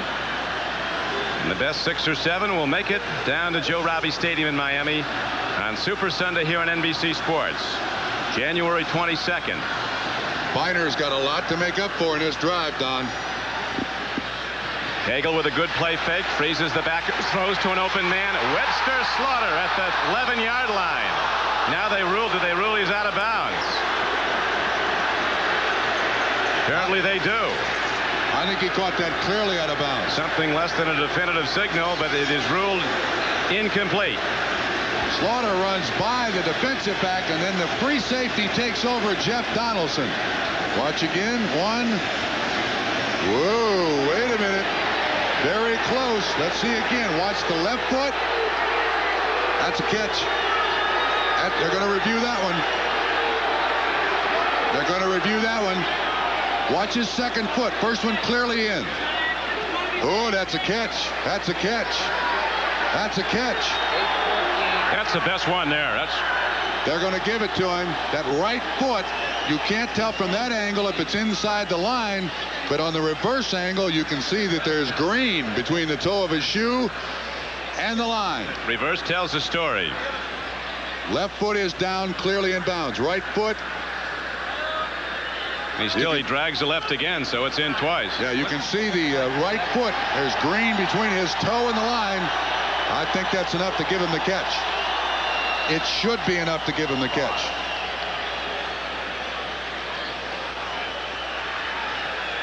Game of inches. If it's ruled that Slaughter did indeed get his foot down an inch inside the white line, it'll be good for a 25-yard Cleveland game, and a game that they trail in with 8:11 to play in the third quarter. Oilers still leading 14-9 as it stood at the half. There couldn't be any more difference, Trump, between two stadiums than Cleveland Stadium and the Astrodome. One small and indoors, perfect playing conditions. One is cavernous and outdoors right on the lake, although, as we said, the upset of the playoffs early on is the weather here. Now, what we're looking at here is you can clearly see his left foot come down, and then you're looking for the right foot. Now, my opinion is when his foot comes down, it looks like there is grass or something dark between his foot and the line. You see the official standing right there. You can't blame the official for that. He's got to see if the ball is caught and also see if that second foot is in. The only doubt, I think, in the replay guy's mind is you need irrefutable evidence. And it's very tough because television cameras lose that extra dimension, that dimension of depth. But it does appear that his foot is in bounds there. The right foot. There's also a face mask on there, but the replay doesn't call penalties. Replay, the play stands, incomplete pass. That's going to be run 1,000 times here in Cleveland. I think that's a catch. Well, George Slatke, whoever he is, will walk out of here with a big hat on and a fake mustache. But he did what he had to do, in his opinion, and he's the official replay man. There was not enough evidence to rule reception, and so it goes as a long out, an incomplete pass. And it's now second down and 10. Protecting the ball with both arms and using those shoulders to take on tacklers. Steve Brown finally cut him down.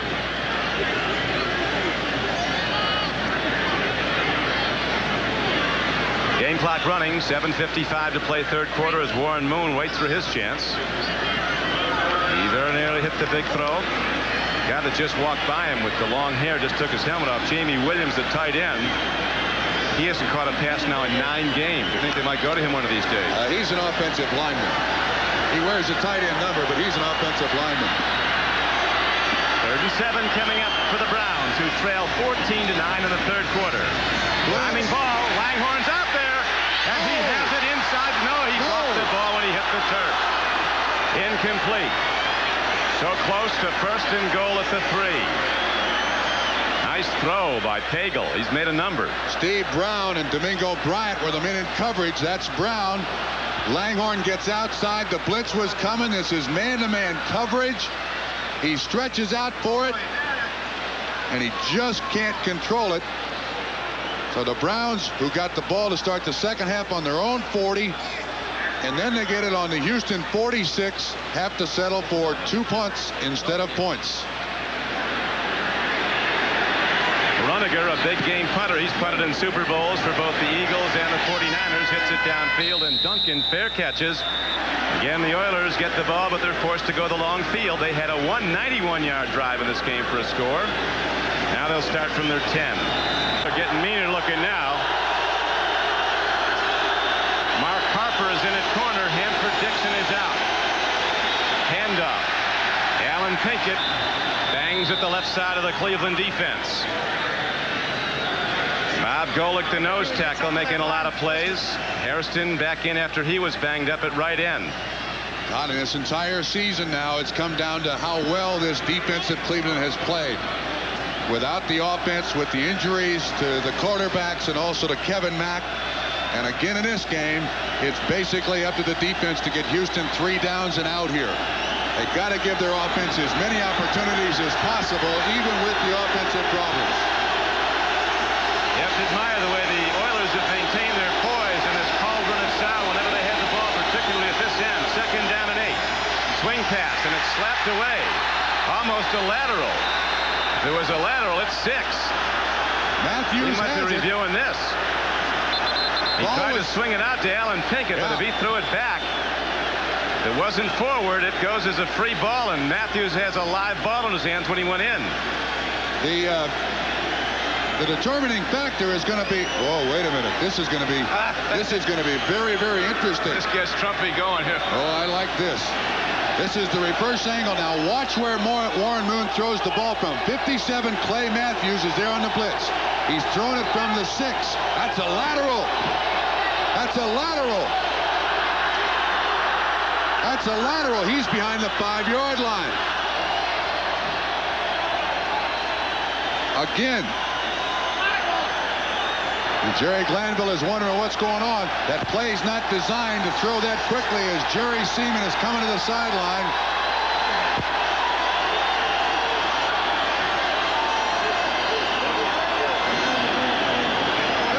Now once again, watch where Warren Moon, this is the reverse angle.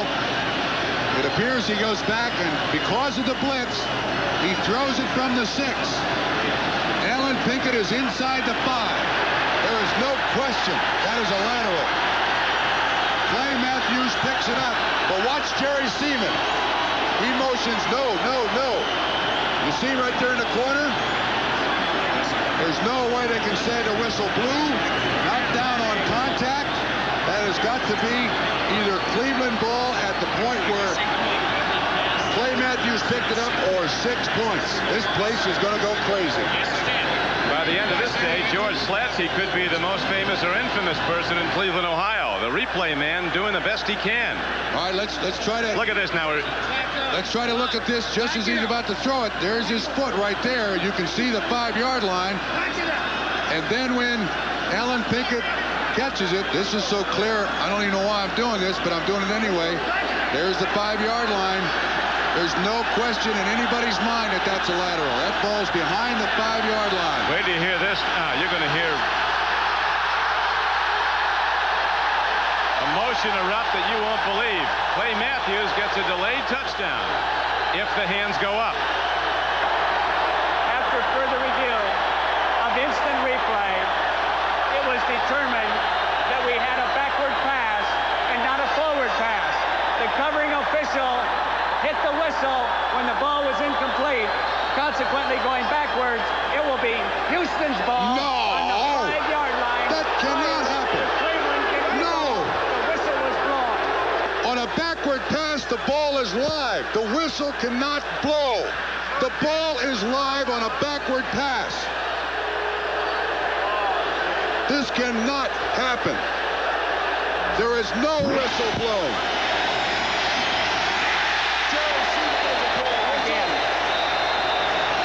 Determined that it was a backward pass and not a forward pass. The covering official, signaling incomplete, ruled and blew the whistle when the ball's on the 5-yard line. It will be Houston's ball. But the whistle cannot blow on a backward pass. The ball is live. They just got the shaft, I think, twice. How in the world can that call be made? I don't know who's angrier, Trumpy or Art Modell, the Cleveland owner in the booth right next to him. There's only one guy to make that whistle blow, and that is Jerry Seaman, the referee. That play cannot stand. There is no way in the world that the whistle can blow when the ball is a backward pass. The ball is live. The line judge, they say, blew the whistle. The line judge is 7 yards away. Unbelievable. But the play call stands. It is Houston's ball. 3rd down and 15 as Moon drops into the end zone. Letting it rip deep. Drew Hill catches the ball for an Oiler first down out to the 27-yard line. Look, you know what they just did? We're going to listen to the play full speed.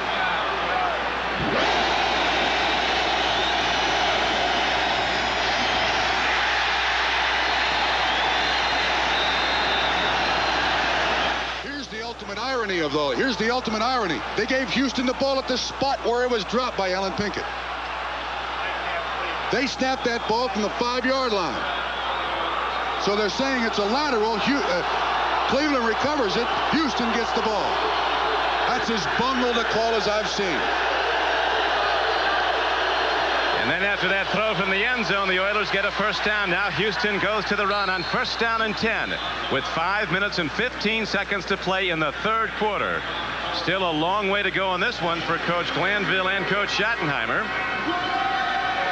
I hate to belabor this point, but one of the major complaints that coaches in the NFL have made about the officiating is it's not kept track with the play. And they're saying that the whistle blew when the ball was dropped by Alan Pinkett and before Clay Matthews picked it up. But on a lateral, that ball is live.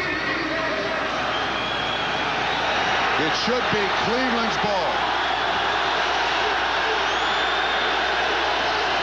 Second down and 7 now. Warren Moon and the Oilers. Penalty marker comes in. Time ran out. Delay a game.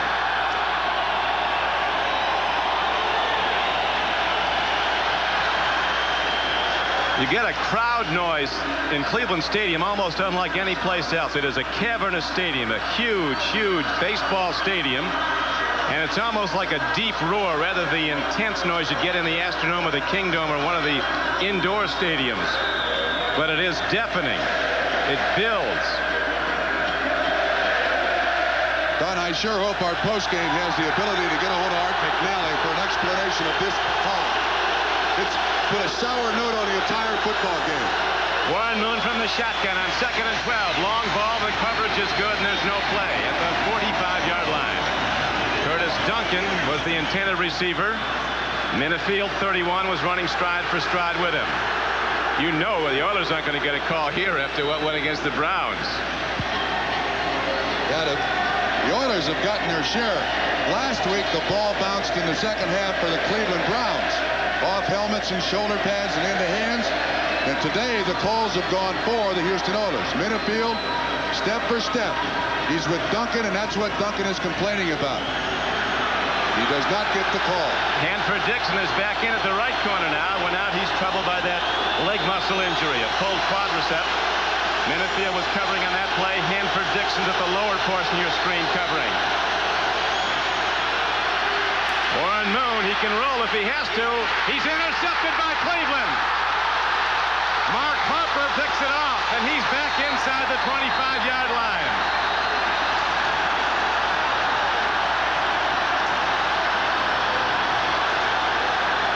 A 15-yard return as the defensive backs were right where they had to be, waiting for the throw. There's another flag at the end of the play. When Moon scrambles, he's in a certain amount of desperation here. Harper, who last week was victimized, bounces it around, catches it. There's also a flag. Don't know who it's on, but there's also a flag. That face mask may be on the guy who made the tackle. Yes, sir, that's what it's going to be. Face mask. 3 guys in coverage. Well, they worked that tip drill, and there's the benefit of it. Warren Moon, you mentioned earlier in the game, it's Alonzo Highsmith who makes the tackle with the face mask. You mentioned earlier about Warren. Personal foul, 15-yard face mask, number 32 defense. First down. You mentioned earlier about Warren Moon and his 2-to-1 touchdown to interception ratio, but against Cleveland, he's now thrown 6 touchdowns and 18 interceptions against this team in his career against Cleveland.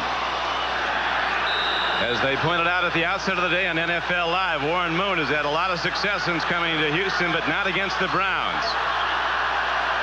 Now the Browns challenging again for what could be the go-ahead touchdown. They thought they had it on the defensive play by Matthews. Matt cut down. Big defensive hit by Johnny Meade, the right outside backer, who caught him shin high and knocked down 240-pound Kevin Mack, who, despite his size, Mack is one of the fastest players in the Browns team. Now the Cleveland defense did its job. Got the ball back in the hands of the offense. The offense has been down here now 4 times. Come away with just 3 field goals. The Cleveland Browns, who've rallied from behind at halftime in 3 of their last 4 games, trying to do it again today. They're down to a 1-game season now. Pitch back goes to Papineau, and there's a beautiful open field hit. Steve Brown made the first connection, number 24, and then he was finished off by the pursuing linebackers. So the Browns, on 2nd and 11, lose yards. It's going to be 3rd down and 14. Matt Barr warming up, but again in the red zone. The owner of the Cleveland Browns, Art Modell, not happy with the sweep. Ernest Biner now coming off the field.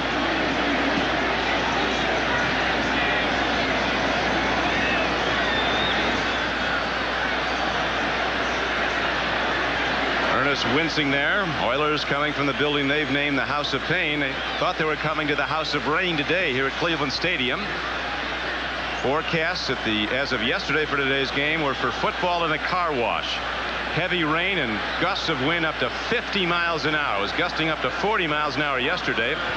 But the playing conditions for the most part have been excellent for Northern Ohio in late December. Again, a huge down for Cleveland. They've dominated in the second half, but they have no points. Score stands as it did at halftime. 14-9 Oilers. Zone by Houston. Zone. Nagel looks it over. Goes into the end zone. Wide open. Webster Slaughter. And the Browns take the lead. The same man who brought them back last week from behind. Webster Slaughter on the payoff end. This time it's Mike Pagel who delivers a 14-yard touchdown throw.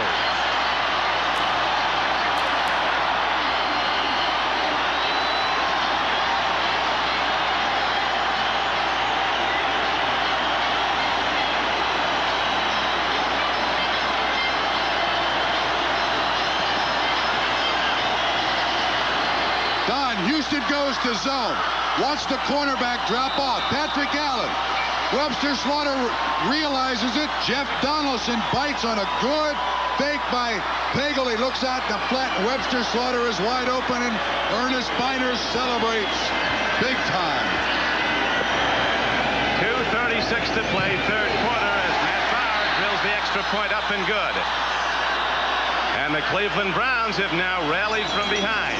There's a penalty marker down. The extra point going to go against the Oilers. Outside defense lined up in the neutral zone. The extra point is good. 5-yard penalty. 6-second kickoff. This Pagel has done some job. Pagel looks to the outside, and that's all it takes. Jeff Donaldson, 31, bites outside, and that dead spot in the zone is open for Slaughter, and a huge catch for the Cleveland Browns. Down here's the scoring play. Slaughter on the outside. You see Patrick Allen drop up, but now watch Jeff Donaldson comes. Stop right there. There's Jeff Donaldson. When Pagel looks outside, Donaldson thinks he's going outside, leaves the spot open in the defense for Webster Slaughter to make another huge catch for the Cleveland Browns, and they finally take the lead. This Slaughter has really come back after an 8-week absence with a fractured arm. He played against Miami. And in the most important game of the season, when the Browns had a win last Sunday, he caught 6 passes for 136 yards, including one for the winning touchdown. And now today, he brings the Browns from behind, this time off the throw by Mike Pagel. Lorenzo White. Back and ready to bring it back for the Oilers. Barr hits a high spinner. It'll carry short, and Lorenzo White takes off.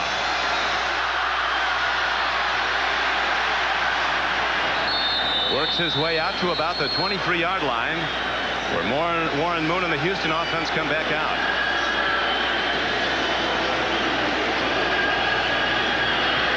See what Warren Moon, not much happening for him. A terrific first half, accepting the 2 interceptions by Felix Wright. Mark Harper picked him off the last time he ran the Oiler offense, and that was turned into the touchdown on the throw to Webster Slaughter. 16-14 Cleveland with 2:26 to play, 3rd quarter. AFC wildcard game. Winner goes to Buffalo, losers out. First time in 9 games that the tight end Jamie Williams had a ball thrown to him. He doesn't get it often, but he appreciates it when he does, although he banged his elbow coming down. Watch the offensive line in the trenches. There's a lot more holding allowed now than used to be allowed in the NFL. There's Munchak on Big Daddy Hairston. It happens any way you can get it done nowadays in the NFL. These guys are so big. Williams with his catch. Lands right on his shoulder.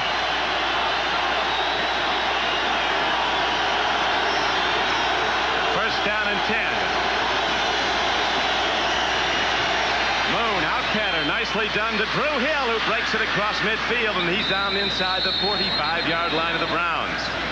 Felix Wright, who has 2 interceptions today, ran him out of bounds, but the gain is good for 18 as Warren Moon's right arm quickly gets the Oilers out of jail deep in their own end.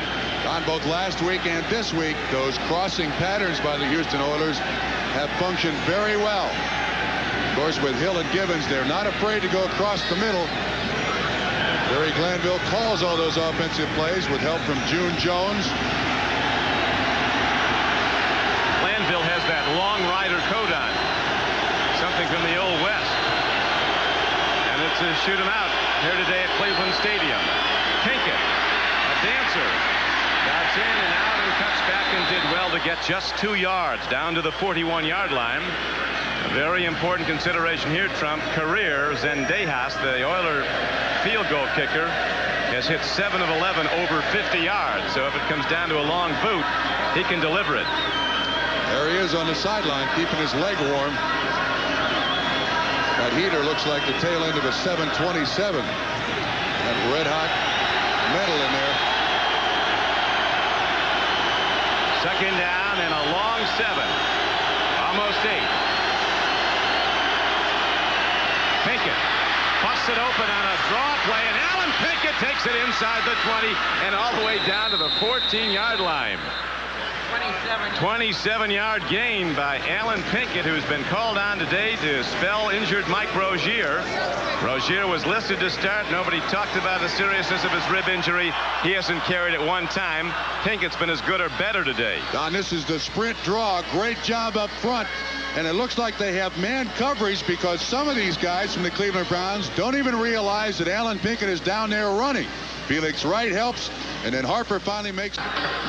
With Bob Trumpy, this is Don Crickey back at Cleveland Stadium in this AFC wild card game that has been back and forth. Browns open the scoring after an interception early of Warren Moon in the first quarter when Barr hit a field goal. Then 2 quick touchdowns early in the second quarter by Alan Pinkett. And Houston had a 14-3 lead. Then the Browns came back. It was 14-9 at halftime. And now Cleveland has taken the lead 16-14 as we start the fourth quarter. Lorenzo White looking for room to run. At 210 pounds, he has extraordinary quickness. Glanville thinks he's going to be his franchise runner in due time.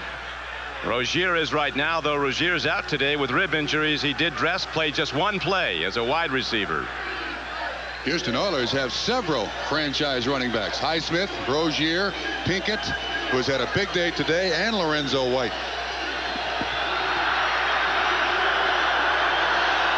Duncan goes wide left. Double tight end set on second down and 6 for the Oilers. 2 points behind. Lorenzo White cuts back, and White takes it down close to the 5-yard line.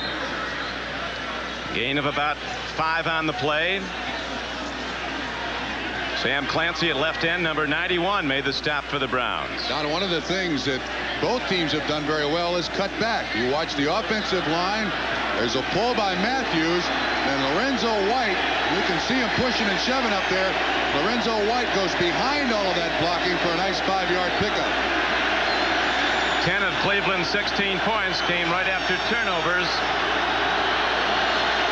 Now Warren Moon moving the Oilers to a tough place to play football if you're the visiting team, the open end at Cleveland Stadium. With the super rambunctious dog pound right behind him, and that might have thrown their execution off. A marker's down. That's against Houston. Running back jumped out of his stance. Looked like Alonzo Highsmith broke out of his stance, and you're right, Don. It's very difficult to hear down there. Now watch Highsmith. He moves. That prompts the defense to move. So instead of 3rd and 1, it'll be 3rd down and 6 for the Oilers. It'll move the ball defense, illegal motion, 32 offense, offsetting penalties, repeat third down. Players on both sides left before the snap. So a power down comes up for the Houston Oilers, 3rd down and 1. Well, this game will age you. And playing in this stadium as a visiting coach will add about 20 years to your life. Cleveland Browns have lost their starting quarterback. Mike Pagel, who has not played in 10 weeks, is in, and Cleveland leads. Lorenzo White is the D-back, and he gets the pitch behind Highsmith. Lorenzo White is down to the 2-yard line. He has a first down for the Oilers, as Highsmith, at 240 pounds, kicked out and just blew away a defender coming in with an angle on the ball carrier. Lorenzo White gets the first down, and so now the Oilers will go point-blank range at the 2. Great athletic ability by Lorenzo White. Cleveland had defenders right in front of him. He jumps over them for the first down. The swing in motion here is remarkable. From absolutely a deafening roar, Cleveland Stadium went soundless. Now the noise picks up again as the Oilers looking to go ahead. Have it first and goal. Lorenzo White, he's in. Touchdown Houston. And the Houston Oilers go in front 20-16. Unbelievable. These two teams have played two of the best football games in back-to-back weekends that, Don, I think you and I have ever seen. A range of emotion, highs to lows, comebacks. Watch the block here by Alonzo Highsmith. An excellent block. He puts Junkin right on the ground. Eddie Johnson, 51, tries to make the tackle. Lorenzo White in the end zone. 4-point advantage for Houston, looking to extend it to 5 now as Zendejas will try the point after. Brent Peace, first-year player, coming up the strike team. It's the holder. And the extra point is good with 12:25 to play in the 4th quarter. The Oilers have rallied again, and now they lead the game 21-16. And Houston will kick off to the Cleveland Browns when we come back. The rain holds off. Playing conditions remain good. And again, the Oilers rally and take the lead on a 76-yard drive engineered on some brilliant play by Warren Moon. Some very big throws, and finally from in close, Lorenzo White takes it in behind a blast block from Alonzo Highsmith. 21-16 Oilers. And here come the Browns on the return. Out to the 24-yard line is where the ball is moved, and it'll be 1st and 10 there for the Cleveland Browns. Gerald McNeil, slow getting up after the return. Just leave it out for a second. The wondrous thing, he gets up at all at 145 pounds. We got an inventory who, in fact, can play here now for Cleveland. Mack is back in the ball game. So is Ernest Biner. Not a lot of yards, but for a game with this few yards, has it been exciting? Tremendous. I know one thing. My car isn't worth as much as the gold Lorenzo White has around his neck off the field. This man has some serious gold. Here is Hagel looking out. Slaughter with a thing of beauty. A down and out and a low, perfectly thrown ball by Hagel. It eludes the defender. It's a 19-yard gain. This ball is perfectly timed by Pagel, which is remarkable since he has not worked out with the first unit. He looks back inside. He knows the ball is thrown. You can't defense that.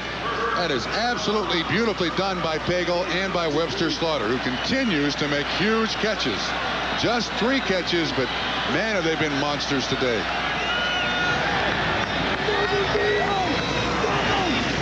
Kevin Mack, he is slowed, and then he gets a second acceleration, moving straight ahead for a gain of about 2 yards on a first down carry. Big Sean Jones knocked him down, number 96. Doug Smith in at nose tackle. He's 300 pounds. Not many yards by Kevin Mack, but he's a threat. And I think that's one thing that helps the Cleveland Browns offense a great deal. A lot of situation substitution. Now Biner and Fontenot are the backs. Fontenot, the I back.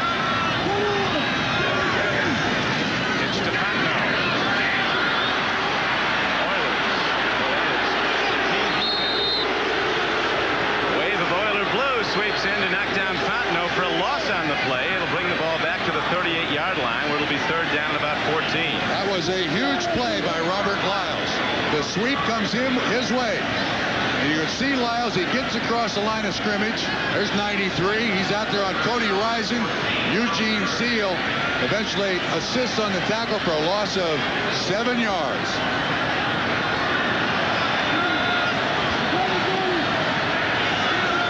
Lyles in his fourth year from TCU. The emotional leader of the Oiler defense. Nagel stands in. They get him just as he releases, and he couldn't get any pop on the ball. Johnny Meads, a non-stop blitzer from the right outside backer position, got a shot at Mike Pagel. Look at those numbers for Mike Pagel, who, as we pointed out earlier, spent the entire week as the scout team quarterback. He played Warren Moon all week in the Brown practices. Runiger ready to punt now. Browns have to give it back, trailing by 5. Duncan lets it roll. It takes a big Cleveland hop. It'll go down to about the 20-yard line. Inside it to the 18. So the Oilers get the ball, but they'll start at their 18-yard line with still a lot of time to play. I'm going to go back here for a moment to this very controversial play. You see this ball is a backward pass, but at the point where the whistle blows, the ball is dead. And Jerry Seaman has said, even though it was a backward pass, that the whistle blew and therefore the play is dead, and that's why Cleveland didn't get the ball. They did eventually score, but to answer all the questions, that's the explanation. Pitch back, Alan Pinkett. Browns cut him down. He does squirt ahead for a couple of yards out to about the 23-yard line. 5'8", 190-pound Alan Pinkett having a big day for the Oilers, who went 76 yards in their last possession to come from behind and take the lead as you see it now, 21-16. Game clock down to 9.5 in the fourth quarter. Winner goes on to play the Bills at Orchard Park, New York next weekend in a divisional playoff game, where 80,000 have been waiting for a home playoff game for the Bills since 1965. It won't be quiet at Bridge Stadium. Where Alan Pinkett runs the ball again. This time he struck down on a 2nd and 6 play. Again, it's turned to the Cleveland defense. Eddie Mike Johnson was the guy who made that hit. And Bob Golick. Again, it's turned to the Cleveland defense. A loss of 2 yards on the run. Not bad for a replacement running back today for Mike Rozier. A lot of people are wondering, Trump, about these two teams playing on consecutive weekends to close the regular season and then in the first round of the playoffs. Last time it happened was 10 years ago when the Steelers beat Denver in the last regular season game, then beat Denver again the next week of the playoffs, in the playoffs.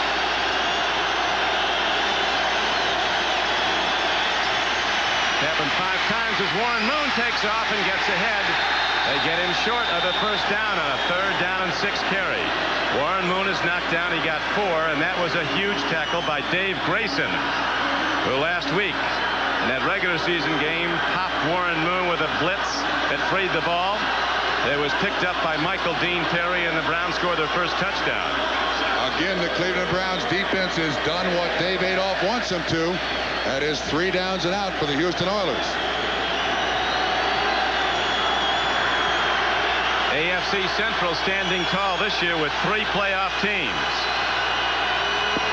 Montgomery stands in, hits alone. It'll come back at Houston. Here comes McNeil. 45. And out to midfield. So the Browns, who need a touchdown with 7:33 to play, get the ball at midfield, first down and 10, trailing 21-16. Every week, a new Cleveland Brown quarterback seems to be called on to rally them. Last week it was Don Strock. He went out with an injured hand today. Mike Pagel is called on, and Mike Pagel has been superb. He has thrown 11 completions in 17 attempts. He's gone for well over 150 yards and a touchdown, but now he has to bring them from behind again if he can. Yeah, Don, both of these games between these two teams belong in the time capsule. They have absolutely played to the last ounce of their emotional ability. Kevin Mack going outside. Browns looking to bounce it outside all day, but those those run and stick and Oiler linebackers have cut it down. Robert Lyles, 93. That time there seemed to be confusion as you look at the possessions the Browns have had. Look where those drives have started. They've had great field position. That time Pagel and Mack kind of ran into each other a little bit. You can understand it with Pagel basically being on the injured reserve list for so long and then being the scout team quarterback this week. Pagel, who had a fractured shoulder earlier in the season, in good health now. He delivers a hard throw, and he has to, and there's another out pattern as markers go down. Before the snap of the ball, stopping the clock with 7:25 to play. False start prior to the snap. Number 77 offense, still second down. Ricky Bolden, who has been called on to start at left guard today for injured Larry Williams.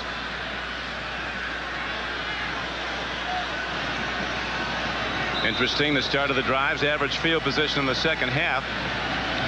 Come from behind touchdown for the Oilers, engineered by Warren Moon, who took him 76 yards. Lorenzo White on the payoff end from 2 yards out. Gorkozy still has the ball. The center never snapped it.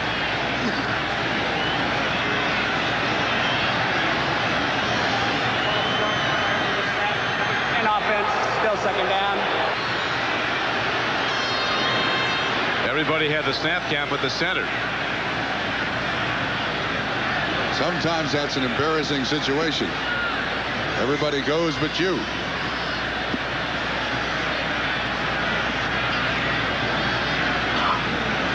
So now the ball is positioned at the 39-yard line of Cleveland.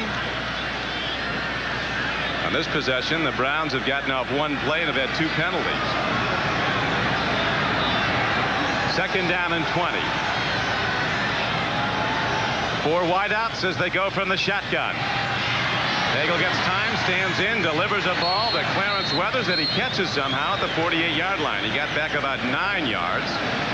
That'll bring up third down and 11. So Pagel is faced with a big throw here. Bostic was the man in coverage. They're giving him good time to throw.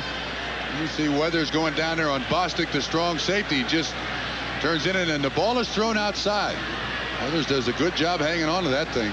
That was a rifle shot. Third and 11 for the Cleveland Browns.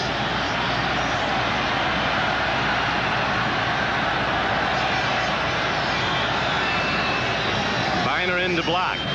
He picks up the blitz. Pagel stands in, lets it go downfield. Free ball. It is almost picked off. Maybe it is. It is. They're going to rule it an interception. Richard Johnson was the man who got it, an extra defensive back, a #1 pick out of Wisconsin 4 years ago, who's yet to gain a starting role. So a tip ball, and Richard Johnson capitalizes, and the Cleveland drive is stopped with 6:30 to play. This is very close to interference. Very, very close by Steve Brown. Oh, wait a minute. That ball. Here we go again. Are we going to look at this one again? That looked like a nice shortstop pickup. The ball goes off the shoulder pads, and does it touch the ground? Oh, yeah. See if we can pick it up from this angle. Houston is breaking out of the huddle. The replay judge has not intervened yet. Interception stands. Once the ball is snapped, there's no recourse. No replay. They don't call for it, and here's an end around. Givens trying to go wide. Matthews gets him and throws him down. An all-pro play by an all-pro player, Clay Matthews. Against the fastest Oiler in the open field, Clay Matthews holds his position and then pounces. The interception is ruled inconclusive from what we were able to show the replay. He's been busy today. He's had his hands full today. He's not done yet. The Oilers' possessions in the second half.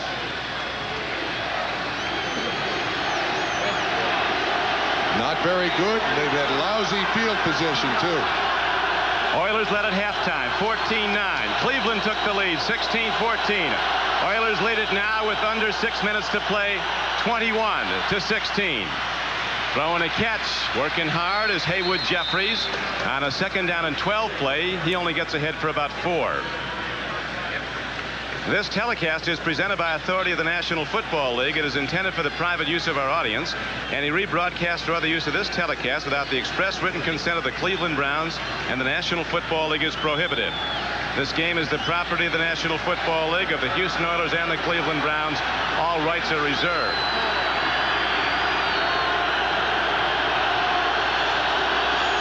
Oilers with a 5-point lead. 3rd down comes up for them in a long 7, almost 8. Moon, he's going to run for a 1st down. Warren Moon slides to a halt at midfield, but Warren Moon delivers big, busting up the middle with a 13-yard gain. 4 new downs for the Oilers. Game clock still running down to 4:40 to play. Excellent coverage by the Cleveland Browns downfield. And Moon not afraid to run when he slides like a baseball player, and the ball is dead. Cleveland Browns cannot pick it up. Houston has fought back from so much adversity. Cleveland has played over its head today with Mike Pagel coming in as a backup quarterback. What a game. Been sensational. It's got a ways to go. 4 minutes to play. Pitch back. Lorenzo White. Last time he had it, he was in the end zone, and he's heading that way again as he's knocked out of bounds. And a marker comes flying in from the umpire, who stands behind the linebackers, and often that's offensive holding. That's probably offensive holding on the tight end.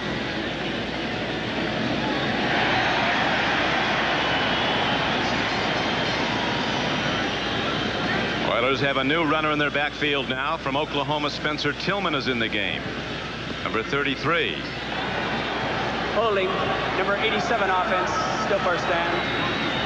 They got Jamie Williams, so thrilled with his first reception in 9 games.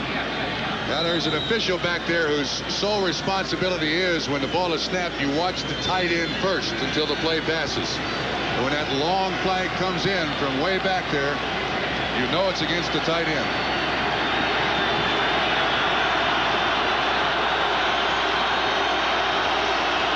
First and 20 now for Houston as you see the game clock down to 4 minutes to play.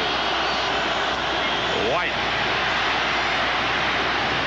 Boom comes the Cleveland defense led by Mike Johnson, their leading tackler and inside backer number 59. Cleveland's calling for a timeout. They've got 3.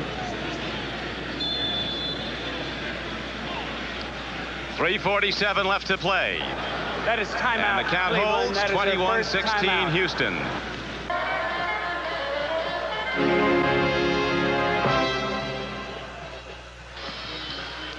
The wild card game continues. Jerry Glanville, the coach of the Oilers, said the words of Dan Rooney, the president of the Steelers, helped inspire his Oilers, and Glanville used those words at a team meeting last night. Dan Rooney said of the Houston Oilers, they've become one of the most physical football teams in pro football, and to play with them, you've got to be ready to hit hard. And he said that's what he called on to summon that hitting and that intensity for one more time. Glanville said you only can get to the emotional peak once a week, and I like to get it up Saturday night and ready to get these guys ready to kill on Sunday. Today he had to do it on Friday night, and they're ready to go. 6 days rest, 2 straight weeks in the same stadium to play like this. Remarkable effort by Houston. Second down throw to an open Curtis Duncan, and he's very close to a 1st down but short of it. A 2nd down and 17 throw is good for 15 yards. Took advantage of the double rotation zone. You'll watch Will Hill. He'll stay at the line of scrimmage. He passes off Duncan because there's a receiver coming in his area. And frankly, if Warren Moon throws that ball just a little bit more inside, Curtis Duncan might still be running with it. Duncan got to the sideline before the safety could rotate out there. An enormous play arises now. Cleveland defense needing to stop the Oilers. Oilers looking to get new downs to run the clock from the shotgun on 3rd and 2. Here's a throw and a catch and a Houston 1st down as Drew Hill cuts his way down inside the 35-yard line and down to the 33. So the Oilers maintain possession, and now here's a timeout called, Trump, by Cleveland. The defense has to call the timeouts to stop the clock. That's the only way they can stop the clock. That is Cleveland's second timeout. That will be a 40-second timeout. Dave Adolph, the defensive coordinator, counseling Marty Schottenheimer. Tomorrow, NBC Sports World presents a Christmas chance to bring the Browns from behind. It ends today at Cleveland Stadium for the Browns. They're down by 5. Lorenzo White smashed hard. Bob Golick made the play. Game clock down to 3:23 to play. Cleveland takes its last time out.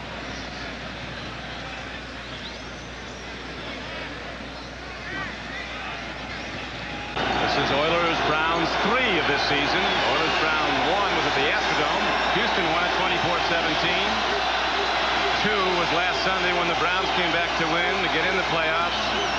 And now Alan Pinkett is caught and knocked down. Big Daddy Hairston saved what might have been a big game.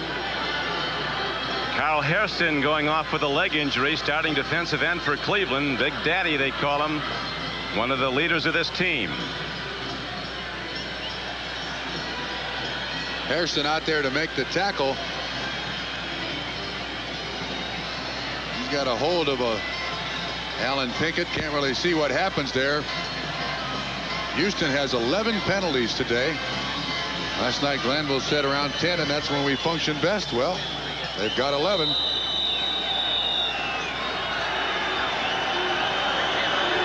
Oilers with third down coming up here, Trump. Third down and 9 as the clock starts up again. And the timeout was for the injury to Hairston, and then they start the clock when he's off the field. The rookie is in there for him, Michael Dean Perry, who's had a very good rookie season.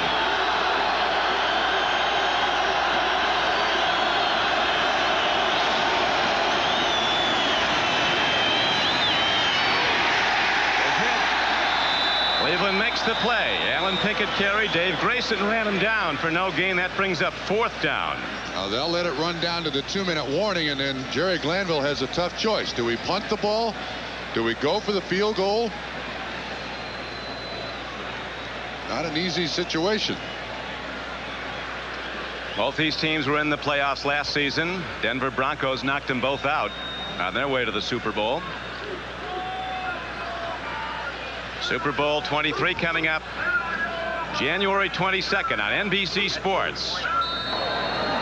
That is a 2-minute warning. And right now the 2-minute warning is given as the Oilers have to make a decision on 4th down. This is Don Criqui with Bob Trumpy back at Cleveland Stadium, where the Oilers have their long-range punter, small as their long-range place kicker, Zendejas, getting set to try one. He can kick it from ways out. This would be a 48-yard attempt where it's positioned right now at the 31-yard line. It's the line of scrimmage, and if he hits it, Cleveland would be in deep trouble. They couldn't come back with a touchdown to win. Yeah, but Don, I'm not so sure that you don't put Zendejas out there to at least draw the defense up like it's going to be a field goal and then have him punt it. He can do that. Good point. I mean, if he's standing there to come anywhere close, he's going to have a low trajectory. And of course, if he misses, the ball comes back to the 32-yard line. I'd watch for Zendejas here with the fake field goal punt. Let's see what happens.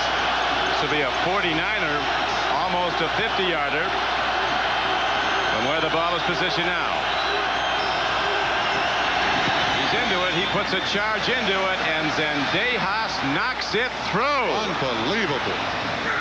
A 49-yard field goal by Tony Zendejas with 1:54 to play. And that extends the Oilers' lead to 24-16. So unless the Browns can come up with the miraculous over less than 2 minutes to play, the Oilers are heading to Buffalo. Oh, there was no footing problem. That was a beautiful job. Zendejas started out this season. He made just 4 of his first 12 field goals. And the punter, Montgomery, was the holder. They changed to Peace, the backup quarterback, and he's now made 15 of his last 17. A check now, Trump, of the grades. The report card, Moon with the big numbers again today. 3 interceptions. But he delivered when he had to, including that 76-yard touchdown drive that his right arm was such a big part of that brought the Oilers from behind. Pinkett with a big day. 2 touchdowns and 13 rushes for 81 yards, replacing injured Mike Rozier. There's Alan Pinkett coming out. What a performance. Actually, what a performance by both teams. If you'd have told Marty Schottenheimer before the game you got to play 3.5 quarters with Mike Pagel at quarterback, do you have a chance? I think he'd have probably said no. But they have stayed in this game. Pagel's numbers. Very fine indeed. Man who's called out at the last minute didn't think he was going to play. But Don Strock went down early with a hand injury. So Mike Pagel will get his shot, but he's got to put it in the end zone. Then Cleveland still has to get the ball back on an onside kick and try a field goal. Browns are out of timeouts. If they do score, they'll be forced into an onside kick. Scoring will take some doing as Glenn Young runs it back and comes across the 25-yard line and out to about the 29.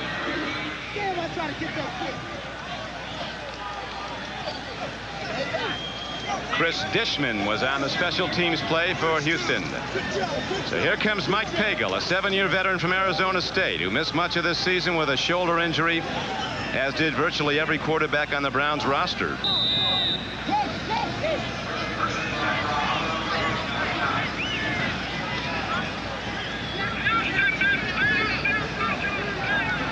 Ozzie Newsome has a long receiving streak that could end today.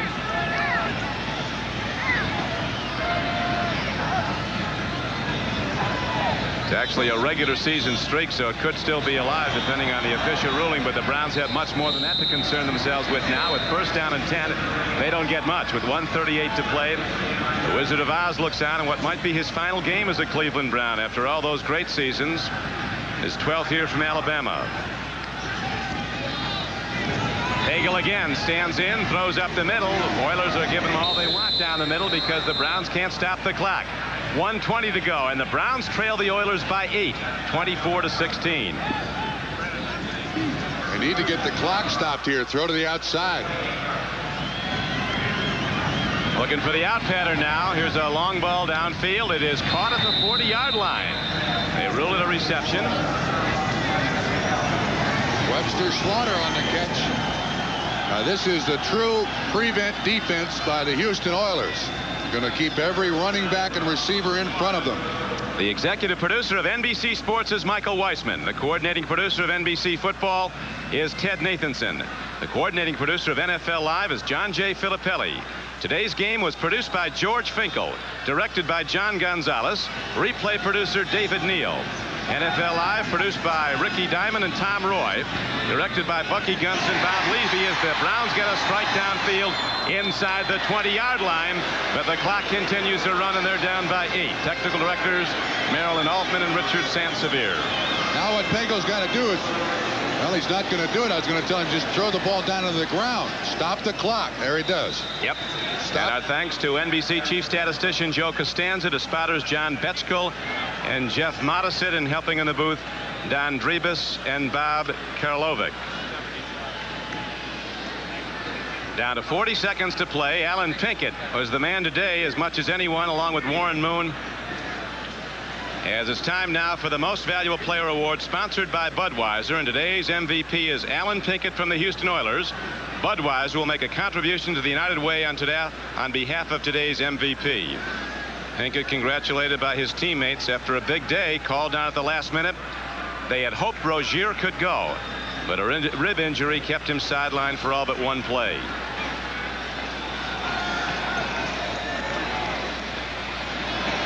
Pagel throws into the end zone, and it's incomplete, but there's a marker down. It'll be first and goal. Cleveland Browns will make it close, but can they come back? They're talking, was the ball catchable? I think the side judge and the field judge are asking each other, was the ball catchable? It was underthrown. Slaughter is behind the defensive back, Patrick Allen. I think the ball was catchable. Now are they going to call it on It'll Cleveland? Go to the 1-yard line, first and goal. You're right. It'll go right to the 1-yard line.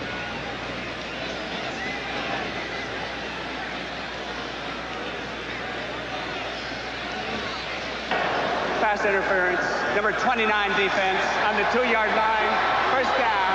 The pass is ruled incomplete. He wanted to make amends for what he called the worst game of his career last Sunday here at Cleveland Stadium, and that was the reason for his worst game. Webster Slaughter beat him all day long. This Cleveland Brown team just does not know the word quit, slow down, die, overmatched.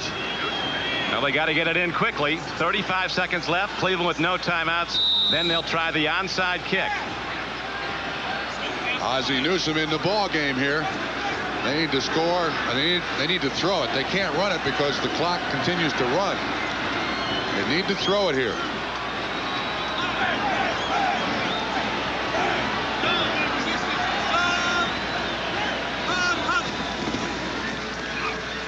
Throw it they do, and to Webster Slaughter it goes. It is a touchdown for Cleveland. And the Browns are now back to within 2 with 31 seconds to play.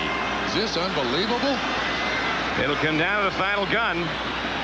The onside kick is everything. This is just a little slant pattern run by Webster Slaughter. You can see that Keith Bostic, the strong safety, is the man in coverage, and Slaughter knocks his arm away, gets in the end zone, and Pagel puts it right on the money. The extra point attempt coming up is insignificant. Browns trail by 2. They have to get the ball back and kick a field goal. The extra point nonetheless is good to make it a 1-point game with 31 seconds to play. Houston 24, Cleveland 23. You know, Don, it appears that there are a lot of people that have left the stadium. How about most of them? This football team used to be known as the Cardiac Kids. They have one last gasp left as you look at the touchdown reception by Webster Slaughter. His second of the day, his second of the second half. 6-play, 71-yard drive in 1 minute and 23 seconds.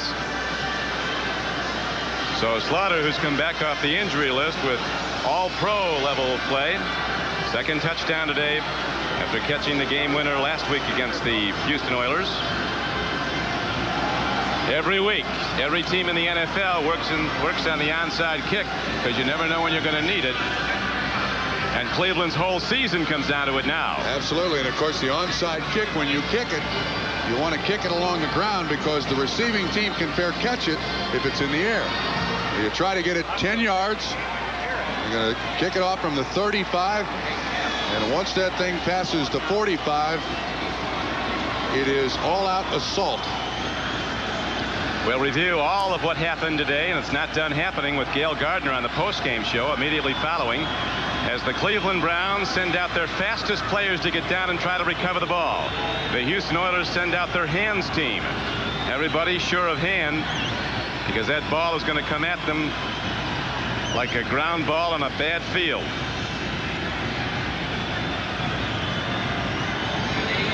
At one point, Matt Barr can kick with both legs.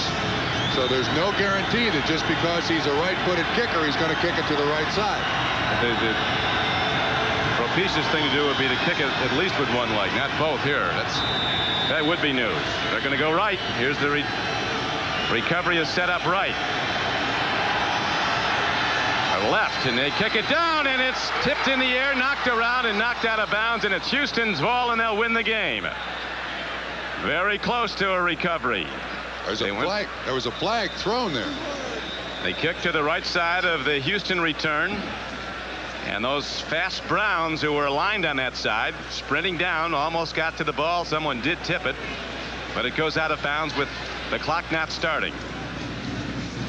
The ball must go 10 yards before it's touched. It goes over Seal. At 110. He knocked it out of bounds. Knocked out of bounds. I don't know what the flag is for.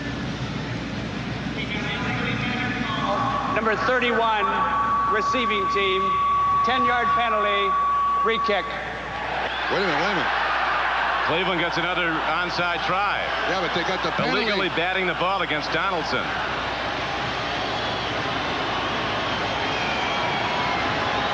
We're not done yet.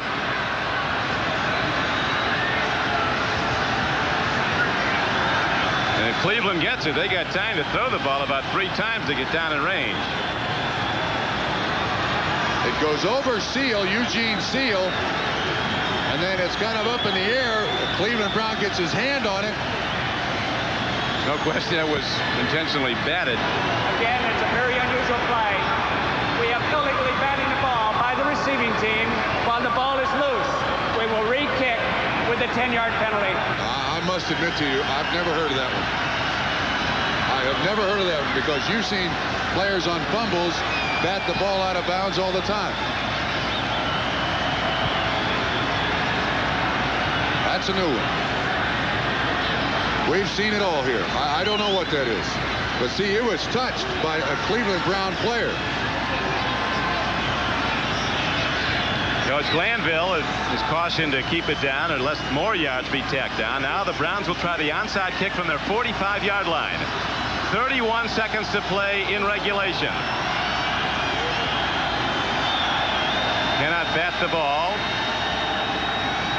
31 seconds to go, and the Browns try again. They'll boot to the right side of the return. Here's another hard drive down. This one goes out of bounds, and this will be the penalty against the Browns, and the Oilers will take over. Ball hopped off the turf and right over the outstretched hands of everyone. Nobody touched it. Kick out of bounds now.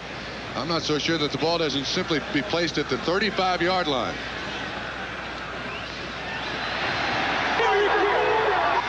What are they saying now? Bernie Kosar's clapping his hands. We have a short free kick, illegal out of bounds. By rule, we will go back, re-kick, 5-yard penalty.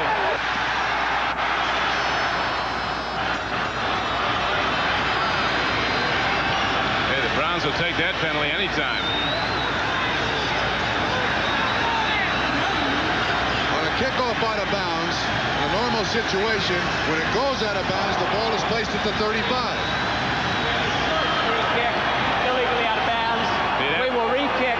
Another 5-yard penalty. The ruling, it's a short free kick. It did not travel the needed 10 yards to be a legal free kick.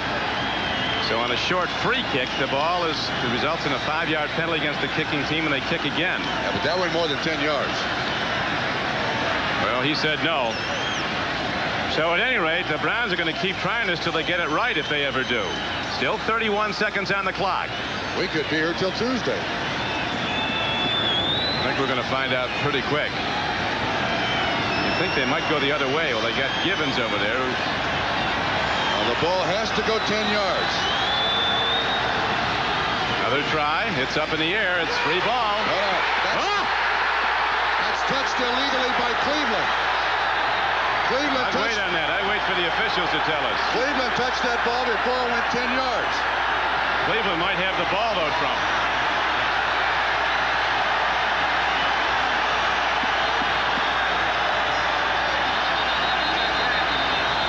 There was a Cleveland Brown player. Cleveland Brown, I think, has it. Yeah, but a Cleveland Brown player touched it before it went 10 yards. That's an illegal touch by the kicking team. But I don't see a flag. I do see a flag now. There is a flag. So I think the sensible thing to do would be to have another free kick, another onside kick. There's Jerry Seaman with his crew once again. Let's go for bonus. Go for the record.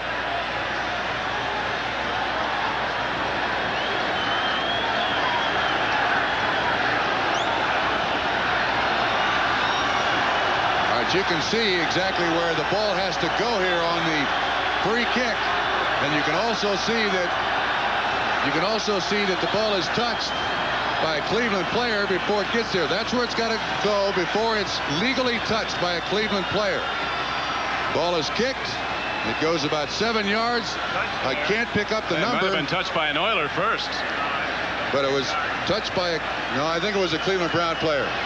It looked like Will Hill, 35, was the guy who was down there. See if we can pick it up from this angle. The Oilers come up on the ball. They can touch it anywhere they want. Yeah, see, there it's touched. There it's touched by the Cleveland Brown player, and this game may never end. Ozzie Newsome appears to come up with the football. So in a game that has gone back and forth, the Houston Oilers up 14-9 at halftime, down 16-14, then ahead 21-16.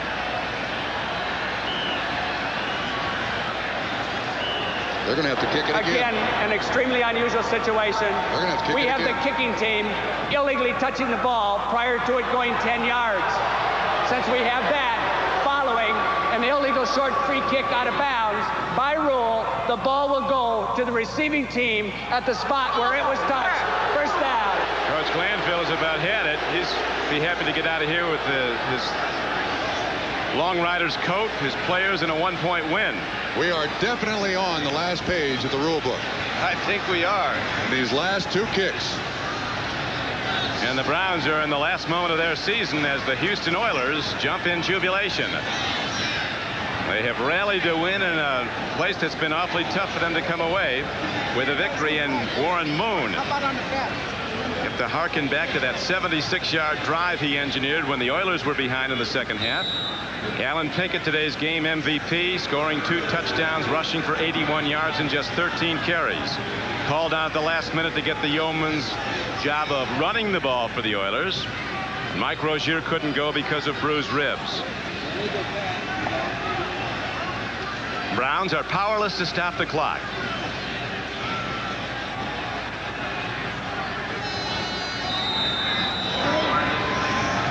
They go to Buffalo. So the Houston Oilers head to Buffalo. On which day they'll play, Saturday or Sunday, is dependent on the outcome of the NFC wildcard game on Monday. So Coach Schottenheimer, who's taken his Browns to the playoffs 4 straight years, goes out early this year. The previous 2 seasons, his team, of course, lost to Denver in the AFC Championship game. But you know, Don, in Cleveland, there's been an awful lot of talk about dissension and the fact that people aren't happy with Marty Schottenheimer and what it's done. In these 2 past games, the Cleveland Browns have shown as much character as any football team I've ever seen, with all of the bad problems with Strock and Kosar getting hurt, Strock getting hurt, and Pagel. Unbelievable performance. So the Oilers win it 24-23, and the season ends for Marty Schottenheimer and the Cleveland Browns. The Budweiser NFL Report is coming up next here on NBC.